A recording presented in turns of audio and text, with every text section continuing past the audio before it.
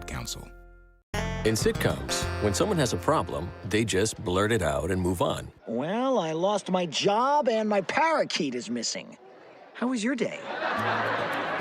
But the real world is different. Managing life's challenges can be overwhelming. So, what do? We get support. The Huntsman Mental Health Institute and the Ad Council have mental health resources available for you at loveyourmindtoday.org. That's loveyourmindtoday.org. See how much further you can go when you take care of your mental health. For 250 years, our armed forces have bravely served America. Wounded Warrior Project honors that legacy by supporting post-9/11 service members and veterans like Anthony, a Marine who was injured by a roadside bomb in Afghanistan. They carried me through my injuries, not just my physical, but my mental. And seeing other vets doing the same thing helped me tell myself, hey, you can do this. Join us in honoring warriors at woundedwarriorproject.org/America. This is the Bloomberg Black Business Beat, brought to you by FidelityInvestments.com. Billionaire Mark Cuban is buying a minority stake in the soon-to-be Las Vegas Athletics through Harbinger Sports Partners, a firm he's general partner and president of. Rashawn Williams is founder and chief investment officer at Harbinger and a proud Morehouse College graduate. He spoke to Bloomberg about how he sees big opportunity in Vegas as sports enters what he calls his Sports 2.0 thesis. They're not just looking at themselves as a ball team. They are looking at themselves as an entertainment company. What are you doing with that ballpark when you're not having baseball games? What are you doing with the football stadium when you're not having football games? You want to rent it out. Concerts, corporate events. What's the concert and entertainment capital of the world? It's Las Vegas. Rashawn Williams on Bloomberg. The A's are expected to move into a new $2 billion venue in Vegas in 2028. I'm Bloomberg's Justin Milliner on the Black Business Beat. With Fidelity Wealth Management, a dedicated advisor gets to know you and your goals to build a comprehensive plan to help grow and protect your wealth. Backed by a team of specialists, they'll analyze all your accounts, even the ones they don't manage, to keep an eye on taxes and provide proactive portfolio insights that can help you unlock your wealth's full potential. Learn more at fidelity.com/wealth. Investment minimums apply. Fidelity Brokerage Services, LLC. Member NYSE SIPC. Liberty Mutual customizes your car and home insurance. And now we're customizing this ad for your morning commute to wake you up, which could help your driving. Science says that stimulating the brain increases alertness. So here's a pop quiz. How many months have 28 days? What gets wetter as it dries? What has keys but can't open locks? If you don't want to hear the answers, turn off this Liberty Mutual ad now. 12 months, a towel, piano. Enjoy being fully alert. Liberty, liberty, liberty, liberty. Milwaukee Black Talk lives here on 101.7 FM and 1510 AM, W269 DL Milwaukee, and WGKB Waukesha.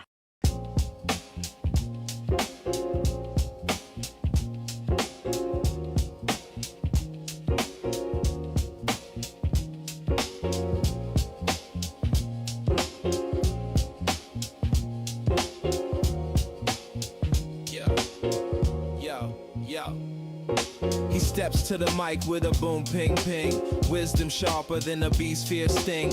Words like fireflies that light the night. He turns the dark into blazing bright. Boom ping ping, the truth takes wing. Milwaukee's voice, let the city sing. Boom ping ping, hear the freedom ring. Sherwin's the king, oh the airwaves king.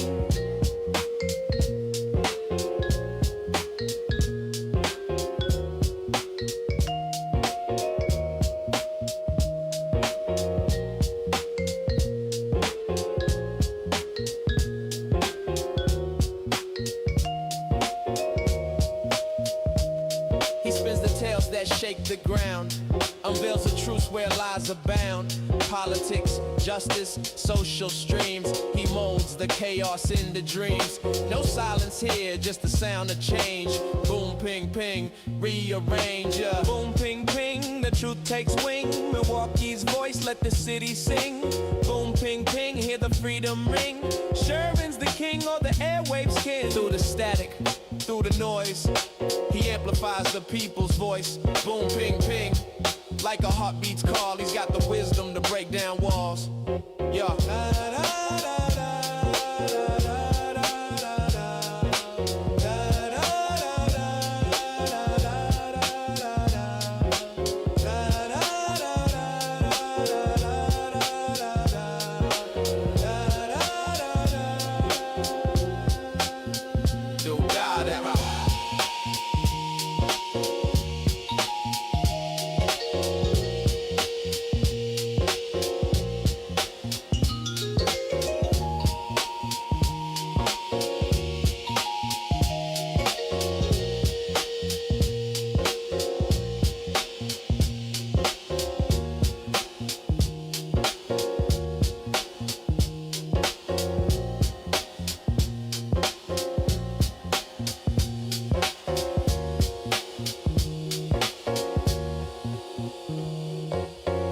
Good morning. Welcome to the program. Today is Wednesday, August 5th, 2026, where all eyes are on the state of Michigan, where it appears Democratic Socialist, or maybe I should just call him a progressive, Abdul El Sayed will defeat Representative Haley Stevens in Michigan's marquee Democratic primary race for the U.S. Senate. There is something like a 14,900 vote lead as we speak for Abdul El Sayed, with a number of votes still to be counted from Wayne County, which encompasses the city of Detroit, where it appears Haley Stevens may pick up some votes, but it may not be enough as of right now. The 1-point lead that Abdul El Sayed has over Congresswoman Stevens very well could be enough.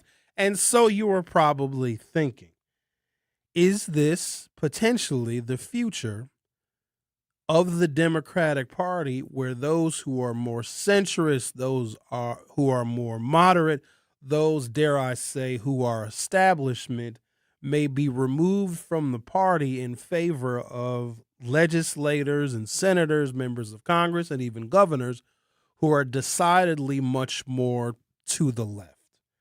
I see it a little bit differently, and I know that there are some folks who are very, very happy and celebratory about that win in Michigan. I'd imagine my producer is likely one of them, as he had made it clear that his support was behind Abdul El Sayed in a contest that it appears that he will win, which is a tremendous victory for the far left in America. However, there are some things to take into consideration, and I also want to tie what this primary victory may mean for the governor's race here in Wisconsin, because we have a very similar situation. So you have Haley Stevens, who is a member of Congress who represents roughly the same amount of people as our Milwaukee County Executive, David Crowley. As you all know, David Crowley would probably be considered a moderate or a centrist, and certainly a part of the establishment. And he currently represents an amount of people that is, of course, similar to what the losing candidate in Michigan is representing, somewhere around 1 million people, give or take. And then we have Francesca Hong, who has been leading, if not dominating, in the polls since polling started in the race for governor. I think the writing is on the wall. There also is a story that I'm going to share with you in just a little bit, where David Crowley is admitting that he believes that his received endorsement from Governor Tony Evers came too late. If we flip back across Lake Michigan and go to the state of Michigan, Haley Stevens also said that her endorsement, or her being endorsed by the previous Democratic governor of Michigan, Gretchen Whitmer, which came last month, was also a little bit too late. And so for those who are celebrating and rejoicing, exercise a bit of caution. And so there's something that I've talked about over the last couple of programs, and it's called the wisdom of crowds. And when large groups of people make a decision, that decision oftentimes is one that can defy conventional wisdom, and it also is a smarter decision usually than any one particular expert could ever predict. Primary elections are different. If I'm going to use a sports analogy, which I don't do very often, a primary victory for a far left candidate is like winning a single playoff game and thinking you have won the championship, thinking you have won the pennant, thinking you have won the Stanley Cup, thinking you have won the World Cup, when you've only won a playoff game. Something else to be noted, I come to find out there are 8.3 million registered voters in the state of Michigan. It's a lot of registered voters. Michigan has more registered voters than Wisconsin has population, basically by a factor of 2. A lot of people are registered to vote in the state of Michigan. Yesterday's election in this midterm preview primary election is going to see record turnout for a midterm primary election in the state of Michigan. Please keep in mind that there are better than 8 million registered voters in the state of Michigan. Yesterday's election, which is actually still going on right now because there are some votes to be counted out of Wayne County, which encompasses most, if not all, of Detroit. Turnout's going to be about 30%, potentially as high as 34%. There is no wisdom in that crowd. While the victory might echo loudly for some, especially those on the far left that believe that that is the direction not only the Democratic Party needs to go in, but that is the political direction that the nation needs to go in to combat and to undo some of the worst policy decisions coming out of the Trump administration. 70% of the people in the state of Michigan did not cast a ballot in this election. It's very, very deceiving. And people will take this victory and try to apply it to the wisdom of crowds when the crowd has not voted yet. Here is the risk that we run. So Mitch McConnell is essentially no longer a factor in the U.S. Senate. So the Republicans currently have, and I'm going to include Mitch McConnell in this count, they have 53 seats in the U.S. Senate. The U.S. Senate is 100 senators.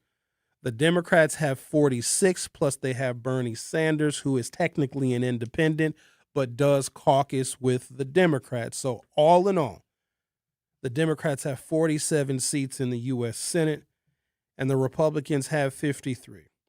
Currently, right now, as it stands, the state of Michigan has 2 Democratic senators. If El Sayed loses to a Republican in the fall, and I can't predict Michigan's politics because I can barely predict Wisconsin's politics, not only will the Democrats set themselves back in their quest to get a majority in the U.S. Senate, they're going to lose a seat to a conservative Republican for the next 6 years. So keeping in mind the Democrats are at a disadvantage, they're at a deficit in the U.S. Senate, but nominating a far left progressive to run against a Republican when 70% of the people in the state of Michigan have registered voters have not voted yet is a calculated risk. Now, I don't want to take anything away from the victory because I do believe it speaks volumes to how a certain segment of voters in this country, whether it be Wisconsin with our governor's race or Michigan with a U.S. Senate race or a number of contests all over the country, I think there's a sentiment of how people are feeling about the conditions, and they may believe that a political extreme on the far left will combat that of what we are seeing on the far right. But at the end of the day, when cooler heads prevail in a system like America, a bipartisan, bicameral, constitutional republic that is just littered with capitalism, extremes do not work. They sound good. They provide all of the answers. Any question that you may have about any policy, there is going to likely be a response by progressives and Democratic socialists because it's easy to come up with a response. Oh, healthcare is too expensive? Make it free. Wages are too low? Raise them. Rich people have too much money? Take it. Education not doing so good? Fix it. Environmental hazards and the air is not clean and the water is not clean. Purify it. There's an answer to everything that plagues us. Can they accomplish those things legislatively? That is where the difficulty lies, because you can tell voters literally anything during the poetry of a campaign, especially if you are meeting voters where they're at. Data centers, horrible. Response, stop them. Don't build another data center. And then you'll have people to say, oh, I like that. I don't want a data center coming into my community. And there absolutely is one segment of the Democratic Party that is vehemently opposed to data centers. If you live in a rural area and you don't want all of your land being taken and all of your water being used. You don't want your utility bills to go up and your electricity usage to go up, not to mention all of the noise apparently the data centers make. If you have a candidate that is very ambitious, that is telling you and looking you directly in your eye and saying, we're going to stop these data centers from being built, why wouldn't you support that candidate? It makes a lot of sense. It's very, very simple to comprehend. But legislating is a much, much different story. And for those that are interested and those that want to do a little more research and dig a little bit deeper, also, let me say this. Whenever somebody says do your research, I don't like that cliche because most people don't know how to do research. To most people, doing research is just Googling some stuff. But a lot of times Google is just going to feed us answers that we are expecting or feeding us answers that are already aligned with what our current thinking is. Research would be what are actual policy achievements, what are actual legislative victories, bills passed and signed into law by this new, more left-leaning segment of the Democratic Party. How many of them have actually gotten elected in large contests around the country? Now, I will also say this. Mamdani in New York, that's a huge victory, whether he calls himself a Democratic Socialist or a progressive. I think that was motivating for an awful lot of people.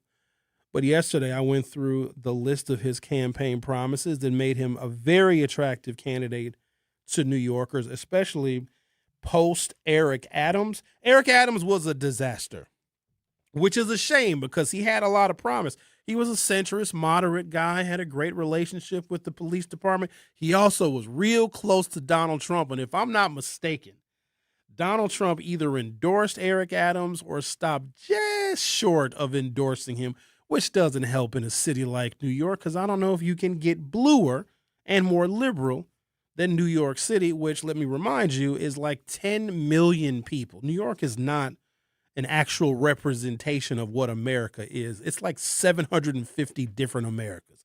So the political decisions made by New Yorkers is not necessarily attributable to other parts of the United States, especially us here in the upper Midwest. But it's incredibly motivating for other folks who have left-leaning political proclivities.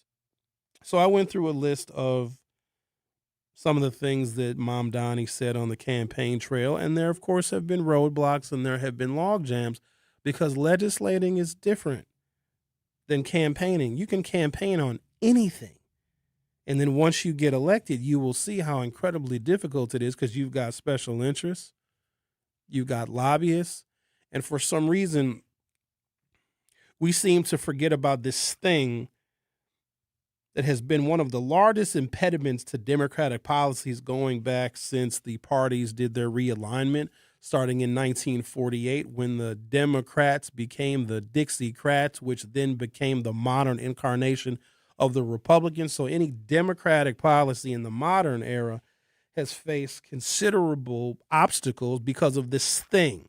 And the thing is called the Republican Party. And so you may hear a fantastic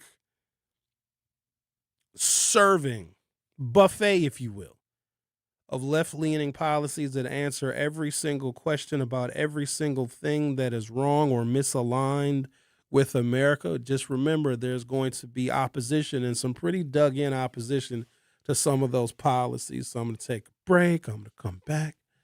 I want to share with you something that David Crowley said, and I hope this is not foreshadowing of what is to come in 6 days when the overwhelming majority of voters in the state of Wisconsin will cast their ballots. We have had some early votes being cast in the city of Milwaukee. In fact, yesterday was the highest number of early votes that have been cast since this current election cycle has started. Not sure entirely what that means, but at least more people are paying a little bit more attention as we grow closer to the August 11th election. So we're going to talk about David Crowley, who I think is actually here in the building because I got a notification that he is here. He's probably at one of these other radio stations defending his campaign and why voters should select him, especially if you're one of those undecideds. I'm going to take a break, going to come back, going to chat. Going to talk about the things, going to get into some details. And of course, your questions and comments, my goodness, they're always welcome. Even if your questions and comments don't make sense to anyone except you, for some reason, we will honor and entertain them here. 833-212-1017. 833-212-1017. You're listening to The Truth with Sherwin Hughes, exclusively on 101.7 The Truth in Milwaukee. Don't go anywhere. I'll be right back. Don't touch that dial. The Truth with Sherwin Hughes will be right back on 101.7 The Truth, The Truth app, and 1017thetruth.com. Educators Credit Union is more than a place to manage your money. They're where your financial possibilities take shape. They're more than transactions. They're conversations about your financial goals. More than numbers, they're community advocates who support free, local events that are accessible to all. They foster community because we are stronger together. Educators Credit Union is people helping people. Become a member at ECU.com. Insured by NCUA. Membership eligibility required. In the United States, a vehicle is stolen every 31 seconds, about as long as this message. Luckily, you can take a few easy steps to protect your car in the same amount of time. Remove your valuables, roll up your windows, don't leave your car running unattended, lock your doors, and take your keys or fob. If you have information about a crime, call the police. If you suspect insurance fraud, also call 800-TEL-NICB. A public service message from the National Insurance Crime Bureau. This is The Truth with Sherwin Hughes on 101.7 The Truth, The Truth app, and 1017thetruth.com.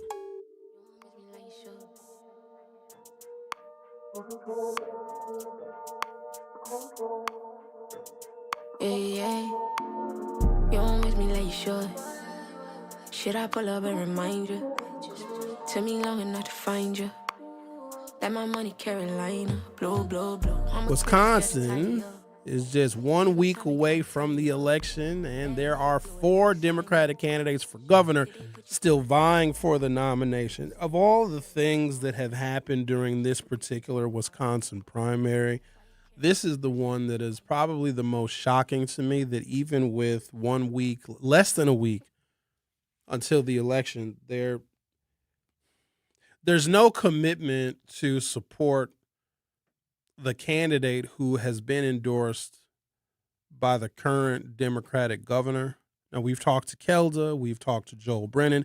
Some time ago, maybe a couple of weeks ago, I did see a very narrow path for Joel Brennan, and I thought there was some opportunity to get agenda items that are important to African Americans, especially in Milwaukee, to have those agenda items at least make their way into this gubernatorial contest. But it appears that Joel Brennan is going to be as far away from victory as Kamala Harris was when she ran for president in 2024. So that plan isn't exactly going to work out. Kelda Royce, who is a state senator representing Dane County and Madison, she also is polling still at 2-ish%, still in single digits. And she has not decided to pull out of the race and endorse David Crowley either, because I firmly believe that every time Kelda looks in a mirror, and I don't know if there's a mirror that she walks past and doesn't stop and gaze at, I think she sees a governor.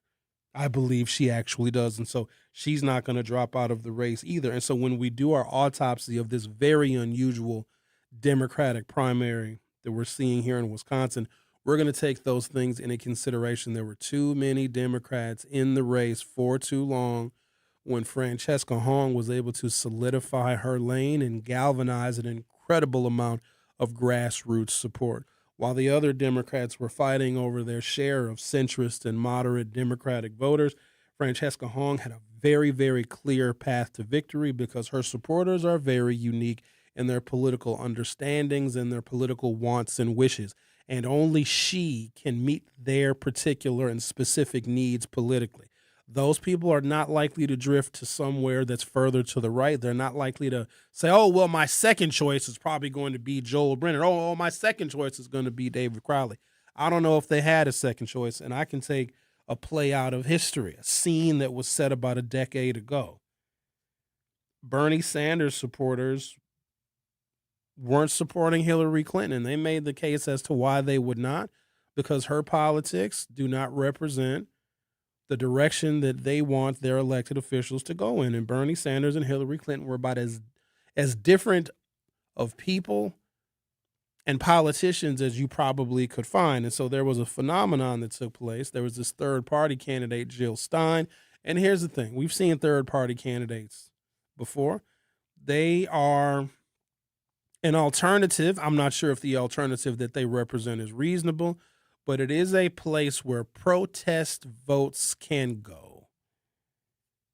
You guys remember an election from a very long time ago. In fact, it was 26 years ago, but I remember it like it was yesterday. It was the presidential election of the year 2000, in which Al Gore and Joel Lieberman were the Democratic nominees, Al Gore being the vice president for 2 terms under what I would call a relatively successful 2 terms of William Jefferson Clinton, challenging the Republican nominees for president and vice president, George W. Bush and Dick Cheney. Then there was this fellow who represented the early incarnations of what would turn into more legitimate third-party candidates. I believe his name was Ralph Nader.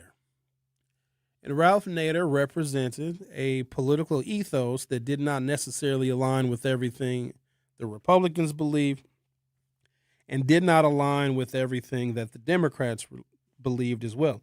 It seemed at the time, and the data that we had back then, nothing even remotely close to what we have now. The way we can analyze elections, the way we can get exit data, the way we have polling data, everything is mechanized, everything is artificially intelligent now.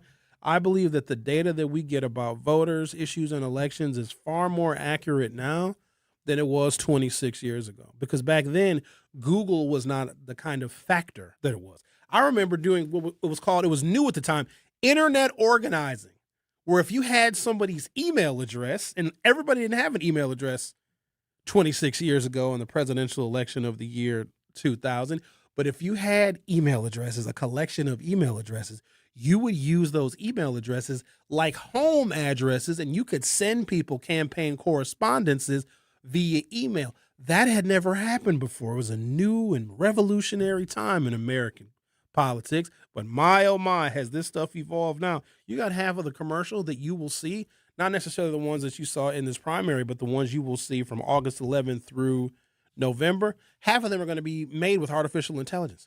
Tom Tiffany has a damn commercial where the cow is not even a real cow. It's an artificial cow. Probably gives artificial milk. But at the time, in the year 2000, Ralph Nader was a choice for voters who typically would vote for a Democrat. Ralph Nader took maybe about 2% of the votes that we believe at the time probably would have gone to Al Gore and Joe Lieberman, and ultimately it was a very, very contentious race. In fact, when I went to bed that night, we had one winner of the contest. When I woke up the next morning, we had another president that was declared the winner. And then, of course, it was settled in the U.S. Supreme Court. There were still votes and ballots that were uncounted in Broward County, which we know were Democratic votes that would have favored Al Gore and Joe Lieberman. And ultimately, that was a contest that was decided by the Supreme Court when I believe George W. Bush and Dick Cheney were up by something like 531 votes, and they called the whole damn election. And it was such a debacle and such a fiasco. The very first thing, that was done by the new Bush and Cheney administration, because they knew they stole the election, is they sent Americans stimulus checks with a surplus that had been built up by the Clinton-Gore administration, because they knew that they stole the election. And a lot of people in this country were very angry. In fact, I can remember some of the speeches that were given by members of the Congressional Black Caucus at the time. They were crying foul, and they were not ready to embrace George W. Bush as the president of the United States and to quiet all of that political noise. Because when a president first gets elected, that is when their approval ratings are supposed to be the highest. that is when their political agenda is the strongest and oftentimes gets the most traction when they first get elected. It's why Donald Trump expended whatever political capital he had on the one big beautiful bill, which didn't turn out to be so beautiful. I don't think it was all that beautiful. And it makes me wonder that if we are going to see a repeat of history, because history is oftentimes the prologue, it sets the stage of what is often to come. In the event that Tom Tiffany gets elected governor, the surplus that we have here in Wisconsin, and in the event that Tom Tiffany gets elected governor and there's some kind of malfeasance that takes place in our election, because I don't put anything past Trump, because what I have come to find out about him, which is a lot, no one can stop him with anything that he wants to do. Maybe the courts will intervene at some point, but for the most part, he can say and do anything. He can weaponize his Department of Justice. He can weaponize the whole of the federal government, and no one really says or does anything. And in the event that Tom Tiffany finds himself on the winning end of our contest, that's going to take place the first Tuesday after the first Monday in November. That's a rule of thumb in case you ever want to know when an election is. It's the first Tuesday after the first Monday. Don't know who came up with that. Sounds like something old-timey like Benjamin Franklin. We will have the election on the first Tuesday after the first Monday following the first Saturday and Sunday. Makes no sense. Tom Tiffany will steal this damn election and then give us the surplus to try and calm us down by sending us all checks. From CBS 58, Wisconsin is just 1 week away from an election, and there are 4 Democratic candidates for governor still vying for the nomination. Milwaukee County Executive David Crowley says while he's grateful to have Governor Tony Evers' endorsement in the race for Wisconsin governor, Crowley admits he wishes it had come sooner. I'm going to pause there, take a break, and pick it right back up. Odds are still on Michigan, where a nail-biter of a contest where Abdul El Sayed, who does represent the left flank of the Democratic Party, did beat, apparently, Representative Haley Stevens, who represents a much more centrist, moderate wing of the Democratic Party. And, of course, Abdul El Sayed will advance to November to run against a Republican candidate named Mike Rogers, who, of course, has the backing of President Donald Trump. You're listening to The Truth with Sherwin Hughes on 101.7 FM. I'll be back shortly. Don't touch that dial. The Truth with Sherwin Hughes will be right back on 101.7 The Truth app, and 1017thetruth.com. This is an urgent message about voting in Wisconsin. The primary election is August 11th. This is your chance to help decide Wisconsin's future. Early voting is happening right now, and Election Day is next Tuesday, August 11th. Go to myvote.wi.gov to find your polling place. And remember, you can register to vote right up through Election Day. Make your voice heard. Go vote. Paid for by Wisconsin Future Rising. For 18 years, Veolia has done more than treat Milwaukee's water. Our people have raised their families here, built careers here, and been a part of the community. Generations of workers, millions of dollars a year invested in local businesses, a workforce center built to give young Milwaukeeans a real path into good local careers. 18 years later, Veolia is still here because Milwaukee's still home. Veolia, Milwaukee values, committed to its future. I always had to be so good, no one could ignore me. Carve my path with data and drive. But some people only see who I am on paper. The paper ceiling, the limitations from degree screens to stereotypes that are holding back over 70 million stars. Workers skilled through alternative routes, rather than a bachelor's degree. It's time for skills to speak for themselves. Find resources for breaking through barriers at tearthepaperceiling.org. Brought to you by Opportunity at Work and the Ad Council. I'm Chris Jakimick. I served in the United States Air Force, and I deployed 3 times. So in 2017, I was serving as an Air Force First Sergeant. Our motto in that role is my job is people, everyone is my business. But unfortunately in that year, I would lose my own brother, Lance Corporal Adam Jakimick, to suicide. The majority of veteran suicides are from guns. I store my weapons securely, not only for myself, but for my family. Store all your guns securely. Help stop suicide. My service never stops. Brought to you by End Family Fire and the Ad Council. And here's Heather with the weather. Well, it's beautiful out there, sunny and 75, almost a little chilly in the shade. Now, let's get a read on the inside of your car. It is hot. You've only been parked a short time and it's already 99 degrees in there. Let's not leave children in the back seat while running errands. It only takes a few minutes for their body temperatures to rise, and that could be fatal. Cars get hot, fast, and can be deadly. Never leave a child in a car. A message from NHTSA and the Ad Council. You are listening to The Truth with Sherwin Hughes on 1017 The Truth, The Truth app, and 1017thetruth.com. Name and bright lights, you're a rock star. In some tin foil with a glass pipe is your guitar. Now yes it is. Little Angela. Our phone number, if you're so inclined, if you want to call it or text it or whatever you want to do, is 833 212 1017, 833 212 1017. Talking about a decidedly leftward shift in the Democratic Party, at least in a primary, but we've seen this before. Bernie Sanders did very, very well in primary election states back in 2016 and was actually doing very, very well in primary election states in 2020 because it was a short-lived campaign because Bernie was talked off the cliff not to run because the Democratic Party needed to line up behind a candidate that could actually win and defeat Donald Trump. And we resigned to the fact that it was Joe Biden, who was an old man. He was old then. He was old. He's been old for a long time. He was old when Barack Obama picked him to be his running mate, and then he got older.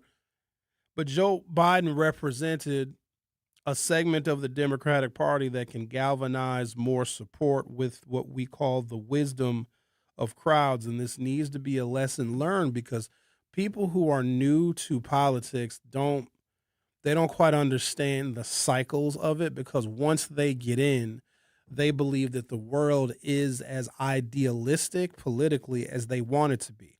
Campaigns are idealistic and as you want them to be. Getting elected is very, very different.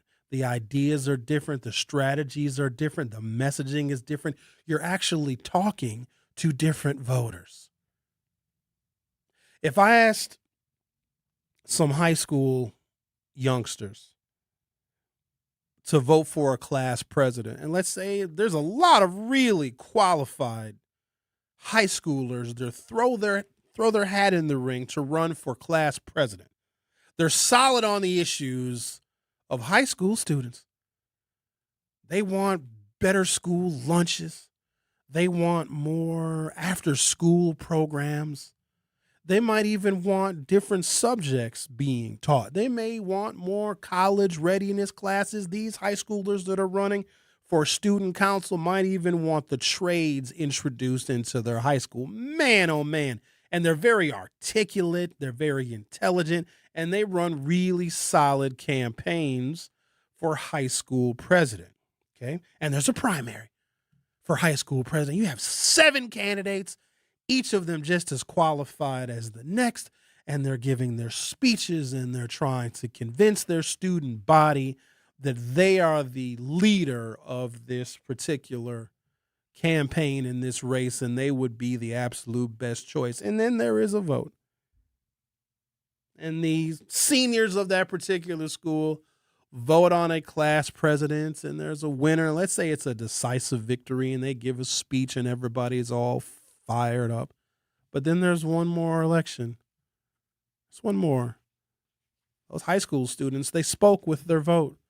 They voted for a candidate that's going to take them into the future with all of these great ideas, everything from better school lunches to new classes and bringing in the trades or whatever the political issues are of these high schools. But then the vote goes to the larger community. See, you have the high school that voted, and that was the primary, but then the real class president of that senior class is going to be decided by the rest of the people in that community. Some are grandparents, some are single parents, some are 50 years old, some are 70 years old, and what you will find is a totally different candidate may win. See, What Democratic Socialists do is they galvanize the seniors in high school and they tell them to vote. But then when they win their primary with the support of the seniors in high school, the adults come to the general election and they may go in a completely different direction. This is what I want to prepare people for. There are no victories, whether it be Francesca Hong, whether it be El Sayed in Michigan, when only 30% of the people vote. Now, here's the hard part. How do you convince voters that did not vote in a primary election and might be distant as far as their political proclivities from the person that won the primary? Now, I know for a lot of people in this country and a lot of people listening to this program, your political affiliations are very loose.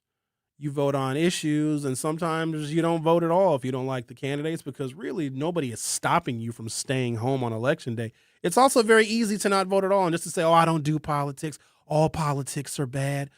Two wings on the same bird. It's very easy to do that. And quite honestly, about 40% of the American public says those exact same things when we have presidential elections. Please be clear and do not lie to yourself. 40% of the people in this country that could be voters do not vote for president for whatever reason. Therefore, we don't oftentimes get the best candidates nor the best winner because a large section, tens of millions of people, cast no vote. And I believe that if our voter turnout was higher, and here's another one for you, Wisconsin has some of the highest voter turnout in the country, and it's only 72% if we're lucky. That's still 28% of the people that can vote, that could vote, that just opt not to, and they're going to sell you on an excuse. And I don't go back and forth with those people. I only go back and forth with the people who want and demand real change, real social change, but won't do a single thing about it. I don't want to hear from you. Just keep it to yourself. Just be a private citizen and keep all that stuff to yourself, but don't tell us all of the things that you want and all the things that are messed up about the mayor and about the governor and about members of Congress, and you don't vote. Don't just relax. Just go and get yourself a Coca-Cola and drink it. Put a little ice in it. Maybe drink out of a straw. That's classy. And just sit there and drink your Coca-Cola. But it's a much different contest when a larger number of people who do have solid political affiliations vote. I'm a Democrat. I'll explain it to you if you got time. I think you can probably go back and listen to some of my other shows over the last, 15 years, and you'll be able to see why. Here's why it's difficult for me, because there's a real specific set of issues that I know have been plaguing the African American community. And some of these issues have also plagued other people and other communities. And I have seen political remedy to those issues in other ethnicities and in other communities. So let's say the reparations is an issue. It's not really an issue for me because I don't know if Black people would be ready for the backlash that we would receive if we ever got reparations. But I know that the Japanese, who were interned for just a little bit, just a little while, not long, they got reparations. So they were made whole, right? So there was a wrong. They were taken against their will and they were held captive for no fault of their own. And then America was like, oh, we're sorry. Here's a whole bunch of money for your inconvenience. So I'm giving that as a simple, easy to understand example of how there was a problem and there was a political remedy to satisfy and to solve that problem. So we have seen other groups get political remedy.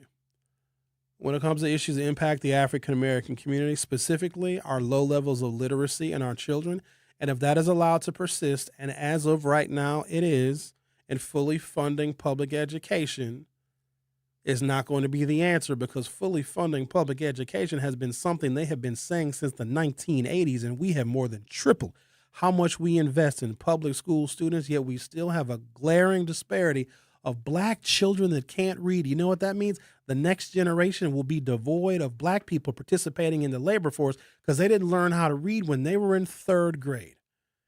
And if that issue is not being addressed by any candidate, I don't care what your party is, if you have no solution, or if you won't even speak to it, or if you won't sketch out a plan, I'm not going to vote for you. I don't care where you are on climate. I don't care where you are on LGBTQ plus IA issues.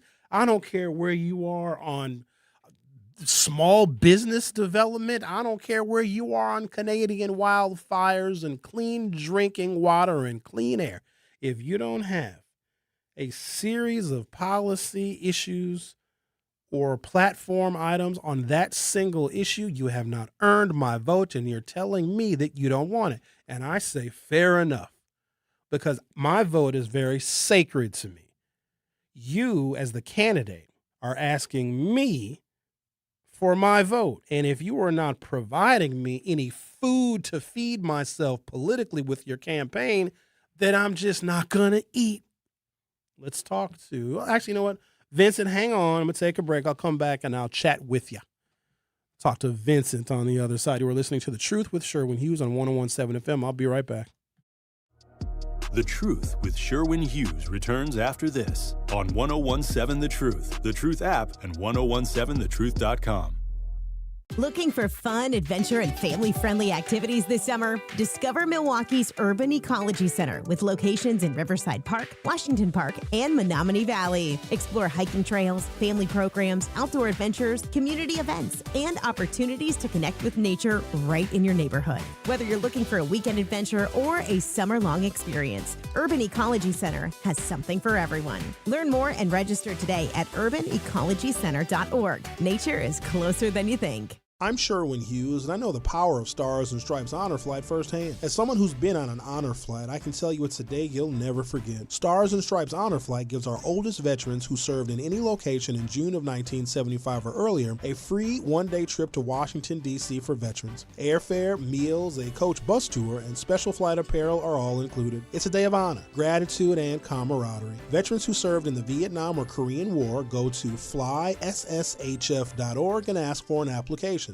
Milwaukee, your weekdays have a new rhythm. Start your mornings with conversations that matter. Again, I'm the legendary Homer Blow, along with my girl, Bailey Coleman. Truth in the Morning with Homer Blow and Bailey Coleman. Weekdays, 7 to 9 a.m. Then keep it locked with the voice of the community. And the more you know and the more skills you have, the more training you have, the better off your community is. The Truth with Sherwin Hughes, 9 a.m. to noon. Lunch is on us. Turning up your midday vibe. It's your boy Ray Nitty and my co-host Maybe Shannon. It's the lunch break with Ray Nitty and Maybe Shannon, noon to 2 p.m. And don't stop there. Keep the conversation going with The Grapevine with Manan Sabir. That's right, I'm your host, Manan Sabir. Bringing the stories and voices you need to hear, 2 to 4 p.m. Then we're closing out your day with energy. Lots of it. It's your girl, Jazz Tyler. We are live and direct. Tap in with Jazz Tyler every afternoon, 4 to 7 p.m. Your home for Milwaukee Conversations. The award-winning 101.7 The Truth. For 75 years, the Muscular Dystrophy Association's voices have thundered through the halls of Congress. For 75 years, we've willed the impossible into existence. For 75 years, the MDA community has pushed the science, shifted the narrative, and established the field of neuromuscular medicine. And until that day, when this is all a thing of the past, you couldn't stop us if you tried. Join us and celebrate 75 years of breakthroughs at MDA75.org. This is The Truth with Sherwin Hughes on 101.7 The Truth app, and 101.7thetruth.com. Let me tell you a little story about a heartbreaker.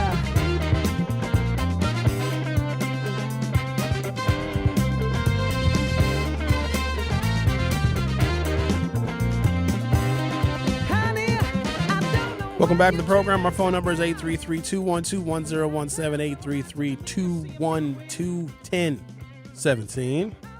Let's talk to a patiently waiting Vincent. You're on 101.7 The Truth. How are you? Not that well, Sherwin, after the news that's coming out of Michigan. The thing is that at the beginning of the year, the Democrats had all this enthusiasm about flipping the House and the Senate coming up this fall. And with this results that are coming out of Michigan, they have made it a little harder for themselves. The fact is the Democrats have all the winning issues. The fact is the economy, the fact that health care is more expensive. The fact is, this is ridiculous Iran war and conflict, whatever you want to call it, that is continuing, and that is continuing. But the fact is that now that we made it, the Democrats have made it harder for themselves, especially in the Senate position when you look at Michigan, the results in Michigan. And so I don't understand what people want. The fact is the Democratic Party has a problem that it has to kneel down to so many constituents. You have to deal with black folks. You have to deal with Hispanic folks. You have to deal with LGBTQ, STUV, whatever you want to call it, issues. You have to deal with the environment. You have to deal with young folks. You have to deal with elderly folks. You have to deal with poor folks. And only issue that the Republicans have to deal with is saying, hey, all those folks that the Democrats have supporting them, just F them. And they end up winning. And that's the only issue that they have. And so now we come up to this point where now we have to deal with socialism in our party. And it's not a winning issue throughout these states. And it's said that the guy's not going to win. The chance of winning in Michigan is pretty slim. And so I don't understand what people want. Especially people that call themselves Democrats, because you can't satisfy everybody. But you got to understand, you have to win. You have to win in order to get something. And then when you continue to go down this road, the road that seems like the Democratic Party is going down with the socialism bit, it's just not going to work. And so it doesn't bode well for the governor's race here in Wisconsin. I hope some people come to their senses when it comes up to this election next week, and we can kind of turn this around. But the Democrats are about to blow this whole thing, and a second term, and 2 years of Trump with a Republican Congress, he's going to be really unfettered. Just understand, he's going to be unhinged, because he doesn't have anybody to try to stop him. And we need Democrats in Congress to win either the Senate or in the House in order to try to stop this idiot. Because it's going to be Katie bar the door, and understand, black folks, Hispanic folks, young folks, whoever. If Tom Tiffany becomes the governor of the state, get ready. It's going to be Katie bar the door again. So we need to start thinking about how we're going to live our lives, because the fact is elections are going to be curtailed. The fact is they're going to be taking away your right to vote. They're going to be doing all these other things, and so it's ridiculous. The Democratic Party just they got too many factions that they got to deal with. It's just amazing to me, and nobody wants to come together and win. Thank you, Vincent. All right, sure. Appreciate your call.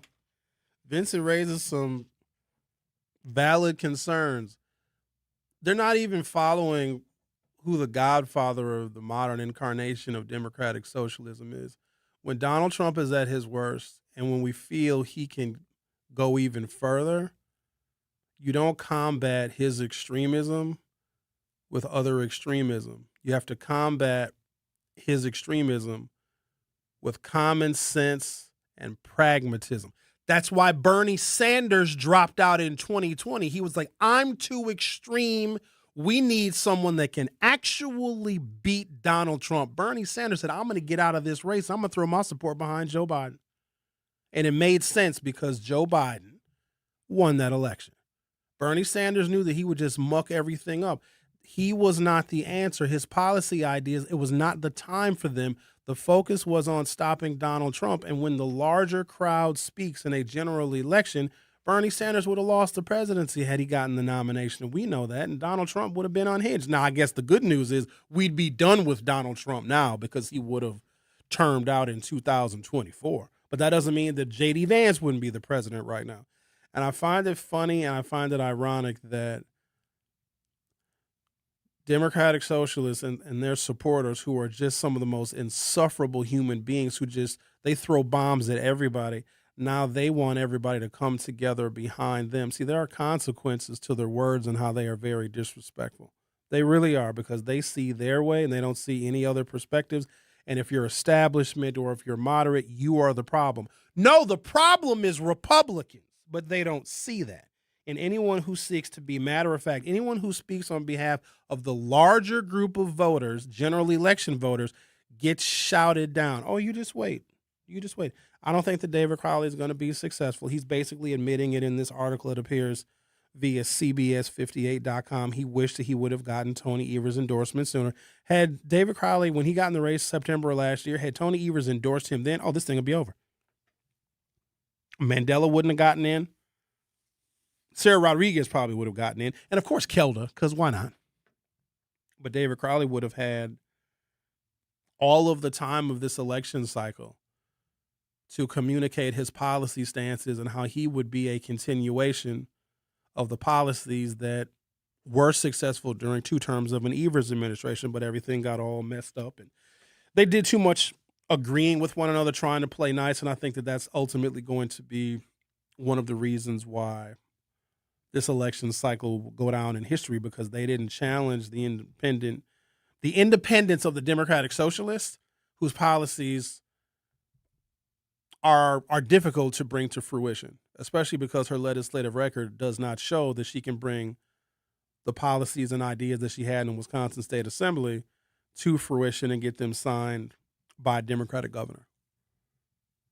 But the irony is that you are going to see, because one thing I know about, and this goes back to the Bernie Bros of 2016, they weren't coming together with anybody. They weren't coming together to support a moderate centrist Hillary Clinton. No way. They'd vote third party first. Yet they want a tremendous amount of support from the larger crowd for their political agenda, even though Bernie Sanders said, I'm getting out of this race because we can't use my political mode of thinking and my policy ideas to beat Donald Trump. I'm getting out of the race and I'm going to support Joe Biden, and that's what worked. Francesca Hong is not going to get out of the race and say, you know what, we've got to beat Tom Tiffany. My political viewpoints are too extreme for an upper Midwestern state like Wisconsin that teeters back and forth between red, blue, and purple. She's not going to do that. But then her supporters are going to get even more outraged that people are not lining up behind her. And here's what I think. I think the Democrats need this loss. I think Tom Tiffany needs to get elected governor so we can go back to the drawing board and we can finally say that political extremes on one side does not beat political extremes on the other. So we need this loss in order to rebuild the party into something that can be durable. The Truth with Sherwin Hughes will be back for hour 2. Don't touch that dial. The Truth with Sherwin Hughes will be right back on 1017 The Truth, The Truth app, and 1017thetruth.com. Life's better with American Family Insurance because we know you love working weekends. If it means working on your dream home, both inside and out. And we're here to help protect those dreams so you can enjoy peace of mind. Save up to 40% when you bundle home and auto. American Family Insurance. Get a quote and find an agent at amfam.com. Products, pricing, and availability vary based on the way you purchase insurance and by state. Some exclusions apply. American Family Mutual Insurance Company, SI, and its operating companies, 6000 American Parkway, Madison, Wisconsin. Natural gas is a clean, reliable, and convenient source of energy delivered directly to you through underground pipelines. The pipeline system has an excellent safety record, but there are clues that can help you identify a potential hazard. If you smell the strong odor of rotten eggs, hear an unusual hissing sound, or see blowing dirt or debris, it could be a natural gas leak. Leave the area immediately and call We Energies at 800-261-5325. We Energies. People you can trust. Energy you can depend on.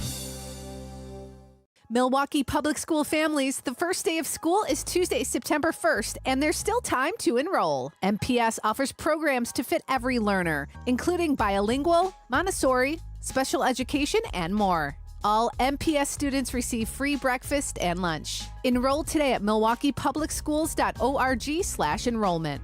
Or visit MPS Student Services at 5225 West Vliet Street, Monday through Friday from 8 a.m. to 4 p.m. Thank you for choosing MPS.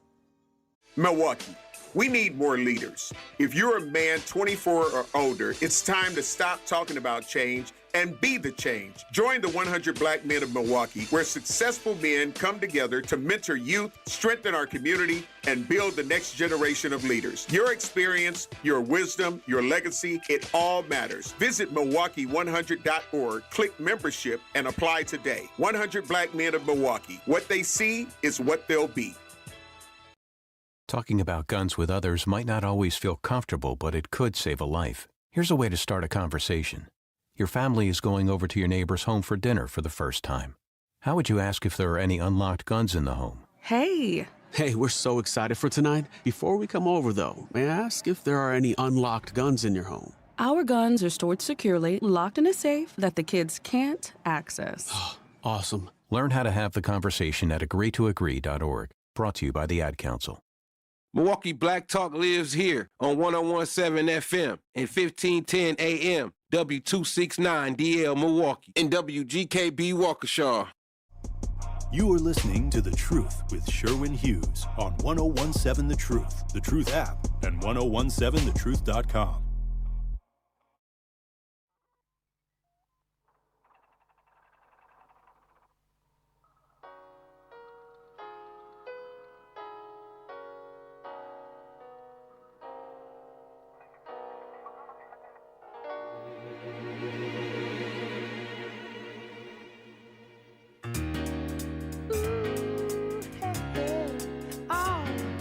What we're living in, let me tell ya.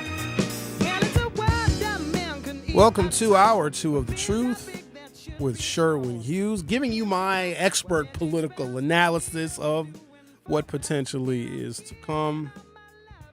We had a hotly contested and heavily financed primary contest in the state of Michigan, where Abdul El Sayed did defeat Congressional Representative Haley Stevens. Haley Stevens, a much more moderate, centrist, establishment Democratic candidate, if you will, was defeated just barely. There are still some votes to count. I think there's still 6,000 votes to be sorted through out of Wayne County, but El Sayed's lead is about 14,900. And even if Representative Stevens gets all of those uncounted votes, it simply will not be enough. And then El Sayed will face off against Republican Mike Rogers in November. And I don't believe that Democrats are ready for how far and how low Republicans are willing to go to disavow anyone who is not just a Democrat, not just a progressive, but someone who has Democratic socialist leanings. And it's going to be exceptionally easy for them to make that case, not just to other Republicans, but to some independents and some moderates. They're going to spend a tremendous amount of money. Here's an example. In 2024, it was found that African-American men were very much against trans people, trans rights, men using women's bathrooms, and boys competing in girls' sports. It was found that of all the demographic groups in this country, African-American men were the most opposed to anything related to trans rights. And so the Trump campaign spent $30 million to push anti-trans propaganda specifically to black men. Here's what a lot of folks may not know about modern political campaigning. Most of you get your information from a device. You're on a computer, you're on your cell phone. Your internet connection has a very specific number, basically an address that is attributable to you. It is your IP address. You can be identified by your IP address, and through your IP address and your social media activity, we can target ads to you and you specifically, meaning you may be in a household of 5 people. Some in your household are Republicans, some are independents, some are centrists, some are establishment, some are Democratic socialists, and some might even be communists in your household. And there will be an election that is coming up. Each of you will see different ads because the ads that you see are custom tailored to who you are and where your political sensitivities lie. So if you know that there's a particular demographic group that is anti-trans or is anti-data center, you can target them specifically with ads. And here's what I will say about the Republicans. The Trump campaign in 2016 perfected micro-targeting. Now, they also got some help from Russia, but they were able to micro-target. In fact, during the summer of 2016, the negative images that were blasted into the black community about Hillary Clinton actually suppressed the vote. And it worked. And we haven't seen anything like what we are going to see in November. And I could be wrong. I could be. But I am using the steady prologue of history as my guide because we literally have been here before. 2016, Bernie Sanders. 2020, Bernie Sanders gets in again. He was like, I better step out. I better step back because only an establishment moderate like Joe Biden can beat Donald Trump. And lo and behold, it worked. Let's talk to Israel. You're on 101.7 The Truth. So yeah, after our conversation, I did some research and everything, and the more I find out, the more, I get more interested in these things. I was thinking about something with identity and then demographic and everything like that. Francesca Hung, and I was somewhere, and this person said, she could step down so Crowley can get the spotlight. And I'm like, that's a whole nother can of worms, like reverse racism or whatever like that. Her being, ethnic woman with a lighter complexion and everything. My heart kind of went out for her because it was like,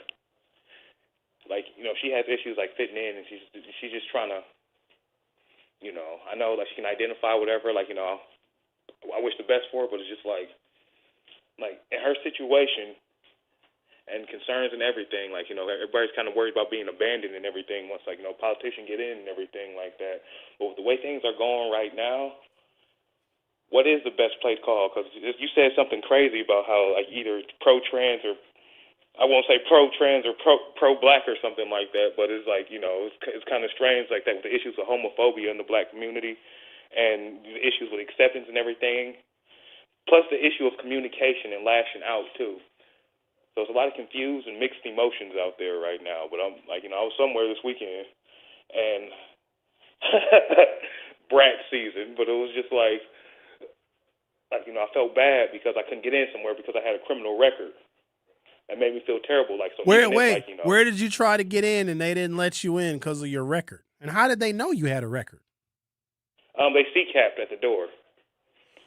Who C-capped? Where were you trying to go? Not to sound like an extremist or anything, but even if we can make things function, can we actually share? Hang on, Israel. Together? Where were you where you got C-capped at the door? Yeah. No, not yeah. Where'd you go? Where'd you try to go? Oh, it was some I don't know. I'm not even sure. I'm not sure if it was a rally or a meeting or something like that. Meeting for who? I don't know, some guy, I forgot his name. I know for some reason I was just jealous though because I couldn't get in. And you went to a rally for some guy but didn't know who the guy is, and they C-capped you at the door and they didn't let you in. So they made you stand there while you gave them your name and your date of birth, and they C-capped you on a computer and said, no, you can't come in? Yeah. Did you try to go to the Francesca Hong rally in South Milwaukee? Was that Francesca Hong's rally? I know there was a few other people there, but I don't know. I was just trying to get a more in-depth look at it. Where were you? Do you remember where you went? Did you have to take a bus to get there? And if you took a bus, what bus did you take, or did you walk?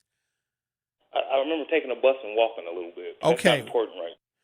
Did you say this is very important. This is the most important thing I've talked about all day. So you got on a bus, but you weren't really sure where you were going or what was going to be featured at the place that you were going to, but you knew enough about it that you wanted to go, but they wouldn't let you in, but you don't really remember what the event was about?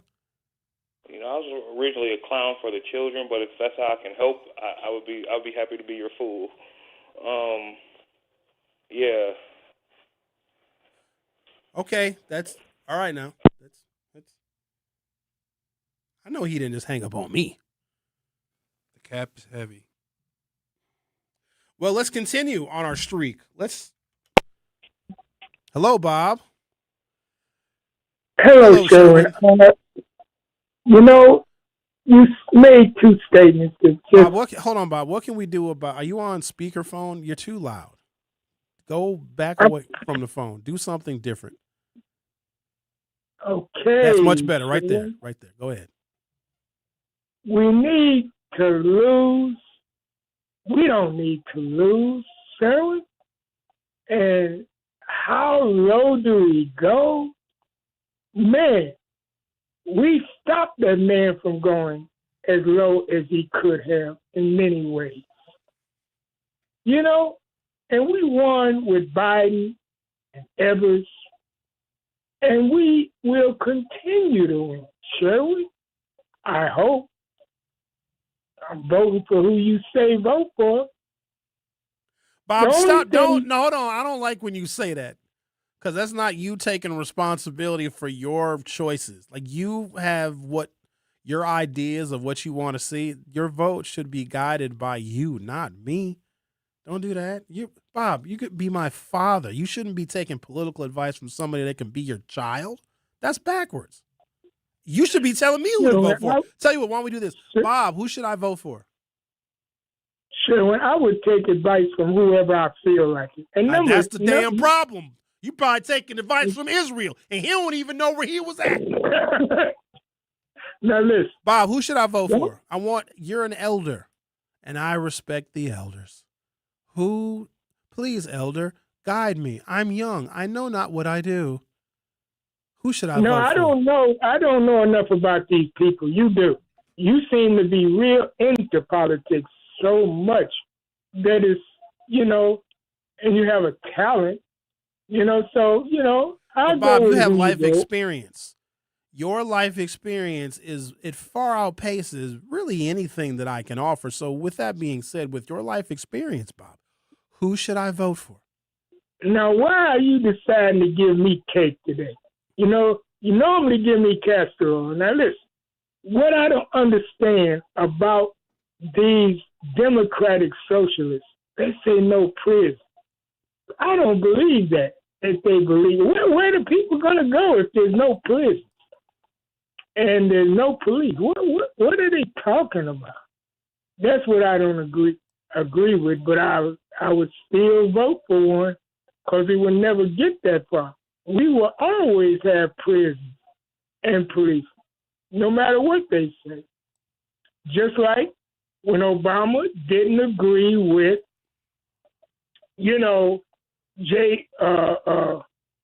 gay people. I don't mean to say it derogatorily.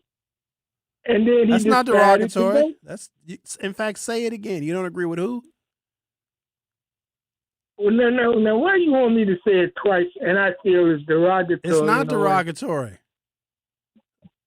Say it one more time for the culture. What kind of people, Bob? What kind of people did Obama not agree with? I need to hear when I see two men kissing on TV, I turn. And, I can't take it. You know what I mean? And just like when, they had this man fighting on TV. What kind of people do that? What a lousy commercial. I mean, they have people. I managed to turn it because they don't have it, but a little bit, one time or something, and they give you a warning. But they fight right on in the beginning, and I don't have time to turn. Boy, that aggravates me. Had that on TV. It's a lousy commercials. We didn't have that when we was coming up. And so what I just don't understand, Sherwin, is no prisons and no police. And I just ignore that because that'll never happen. And I would vote for the socialists because I don't believe people will ever have no prisons and no commercials. Okay. And you actually made a lot of sense there, Bob. All right, Sherwin. You're being pretty nice today. I don't trust you. I will talk to you later, sir. Okay. Have a good day.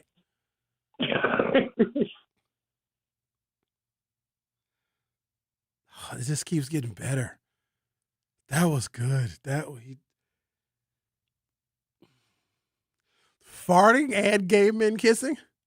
All in one commercial? What product was that? That was just... Come on, let's keep it going. Let's do it.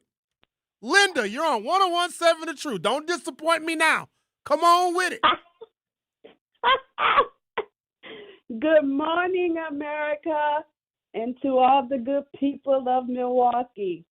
Sherwin, I just want to say that there's something that seems to be overlooked and unaddressed here. It's just, slightly, brushed over. And like I said last night in your Hughes Views 414, is that we have to set a step, with all due respect to our alphabet community, who has stepped out proudly and rightfully so, and have always been in the closet. But we have to set a standard.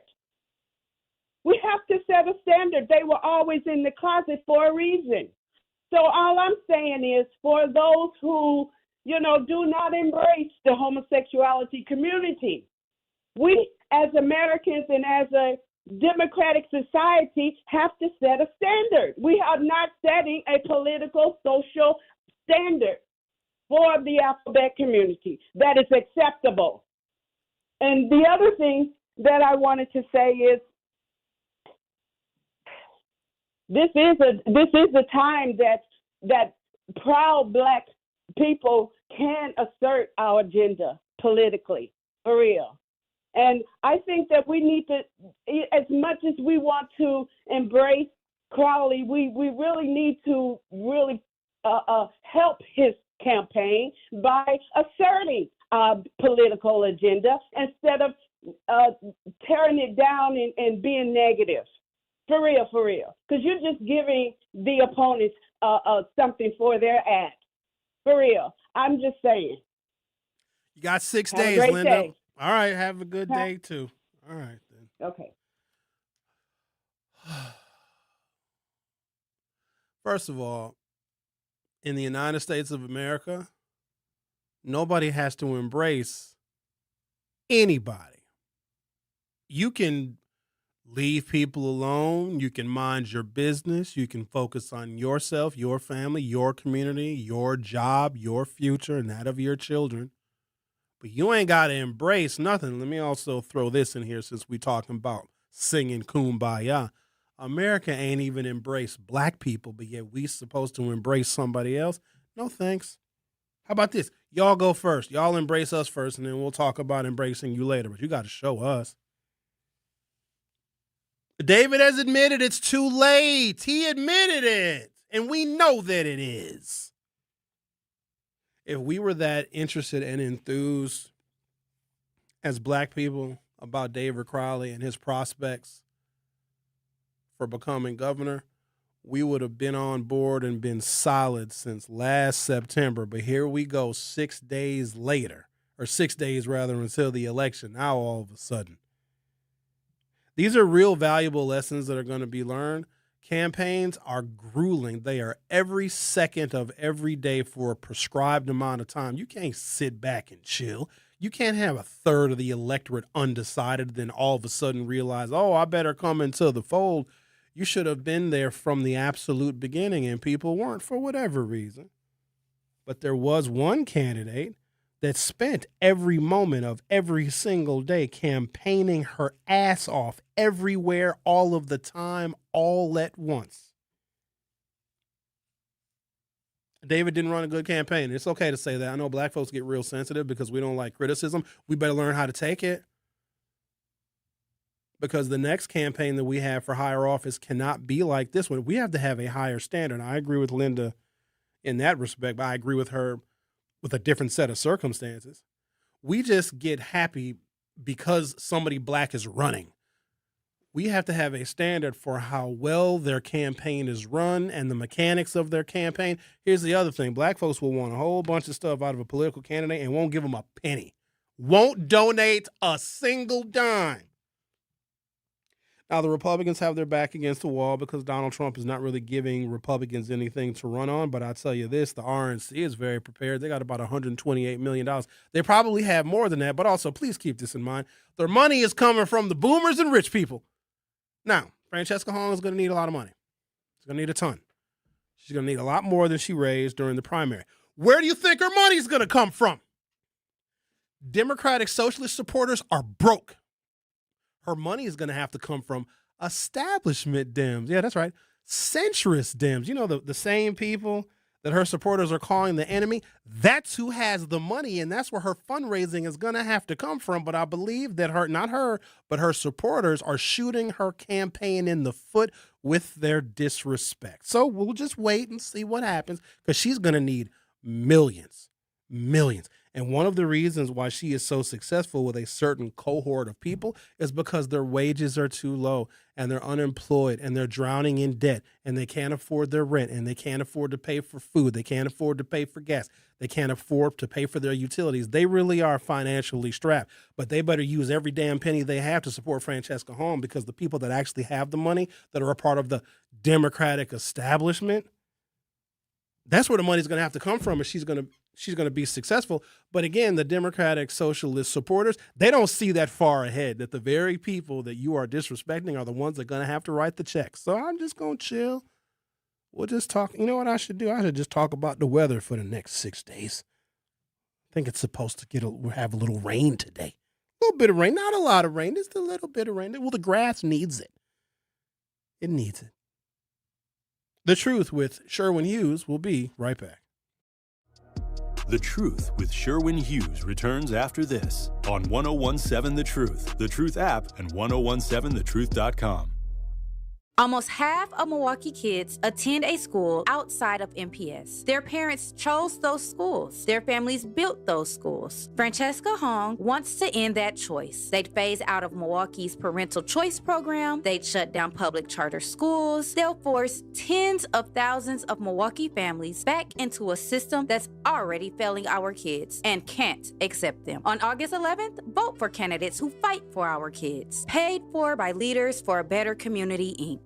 Wherever there's a need in our communities, there's a united way, improving lives so everyone can thrive. Where more people can gain access to health care and nutritious food for their tables. Where more community members can benefit from financial education and get connected to local resources for housing support. And where children are given more chances to reach their full potential. Community is where we find our strength and where we share our hope. United is the way. Visit unitedway.org. Are people around me safe when I vape? Science does not support that belief. Exhaled vape emissions linger in the air, affecting indoor air quality and bystanders in the same space through secondhand exposure. Vaping emissions can also accumulate on clothes, hair, dust, and furniture, leading to exposure risks to bystanders of all ages. And vaping around a pregnant person can lead to serious health impacts on fetal and childhood development. Enough with the puff. Learn more at ul.org/vaping. My mom has decided to learn to paint, and she's good. My dad's now into creative cuisine, and I've already put on 6 pounds. Learning new things comes with age. My mom, she started forgetting my name and what we're talking about. Forgetting well-known things doesn't. Memory loss may be a sign of Alzheimer's disease. Early detection gives you and your loved one time to plan for the future. Learn the warning signs of Alzheimer's at 10signs.org. Brought to you by the Alzheimer's Association and the Ad Council.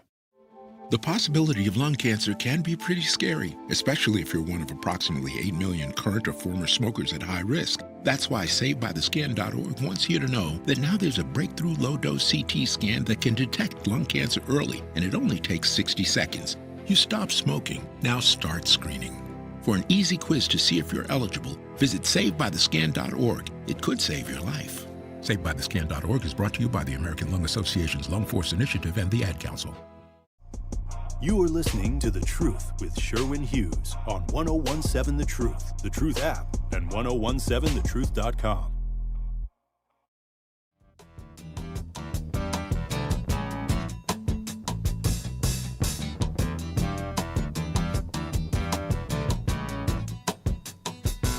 My friends feel as they're appointed to Prosperity 555 says she hangs around with Hassan Piker, who is a millionaire, so she will end up getting money. There are a lot of rich socialists now. Is there? Is there enough, though? And they got a lot of races they got to spread their money around. Got to keep in mind, the DSA is only 120,000 members nationwide. I thought it was bigger. That's not really a lot of members. And those are dues-paying members. The affiliation might be larger, but there's only 120,000 people that are paid members. And I don't know what they do with their money. I don't know if they have a political action committee. I'm assuming they probably do. But there's a whole bunch of candidates running for the House, running for the U.S. Senate. I don't know how many gubernatorial elections in which they have a far-left progressive or a Democratic socialist on the ballot, but they're going to need a tremendous amount of money. And in the Democratic Party, money comes from special interests, which I know that Democratic socialists, they disavow themselves from some of those special interests. Like they may not want to take any Mark Zuckerberg money or any Jeff Bezos money, and that's good if you stand on principle. But the Republicans take all the money. They take it all.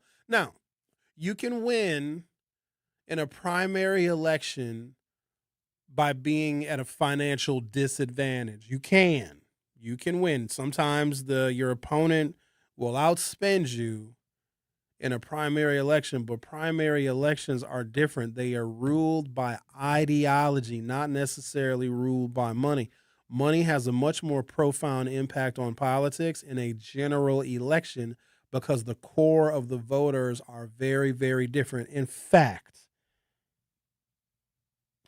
because primaries are ruled by ideology and by cult of personality,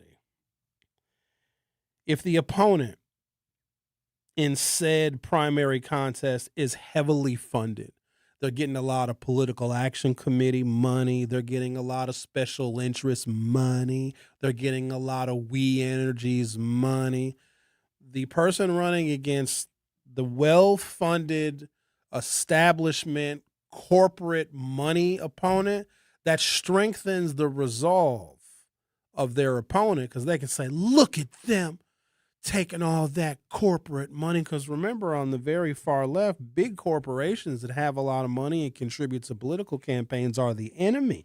We want to tax those big corporations. In fact, we want to tax them out of existence. And those very wealthy people that are mega donors to campaigns, again, they are the enemy. They are, in fact, the scapegoat for everything that's wrong with America. So if you have a primary with one candidate who is really grassroots and they're not getting a whole bunch of corporate money, that makes them even more attractive to voters.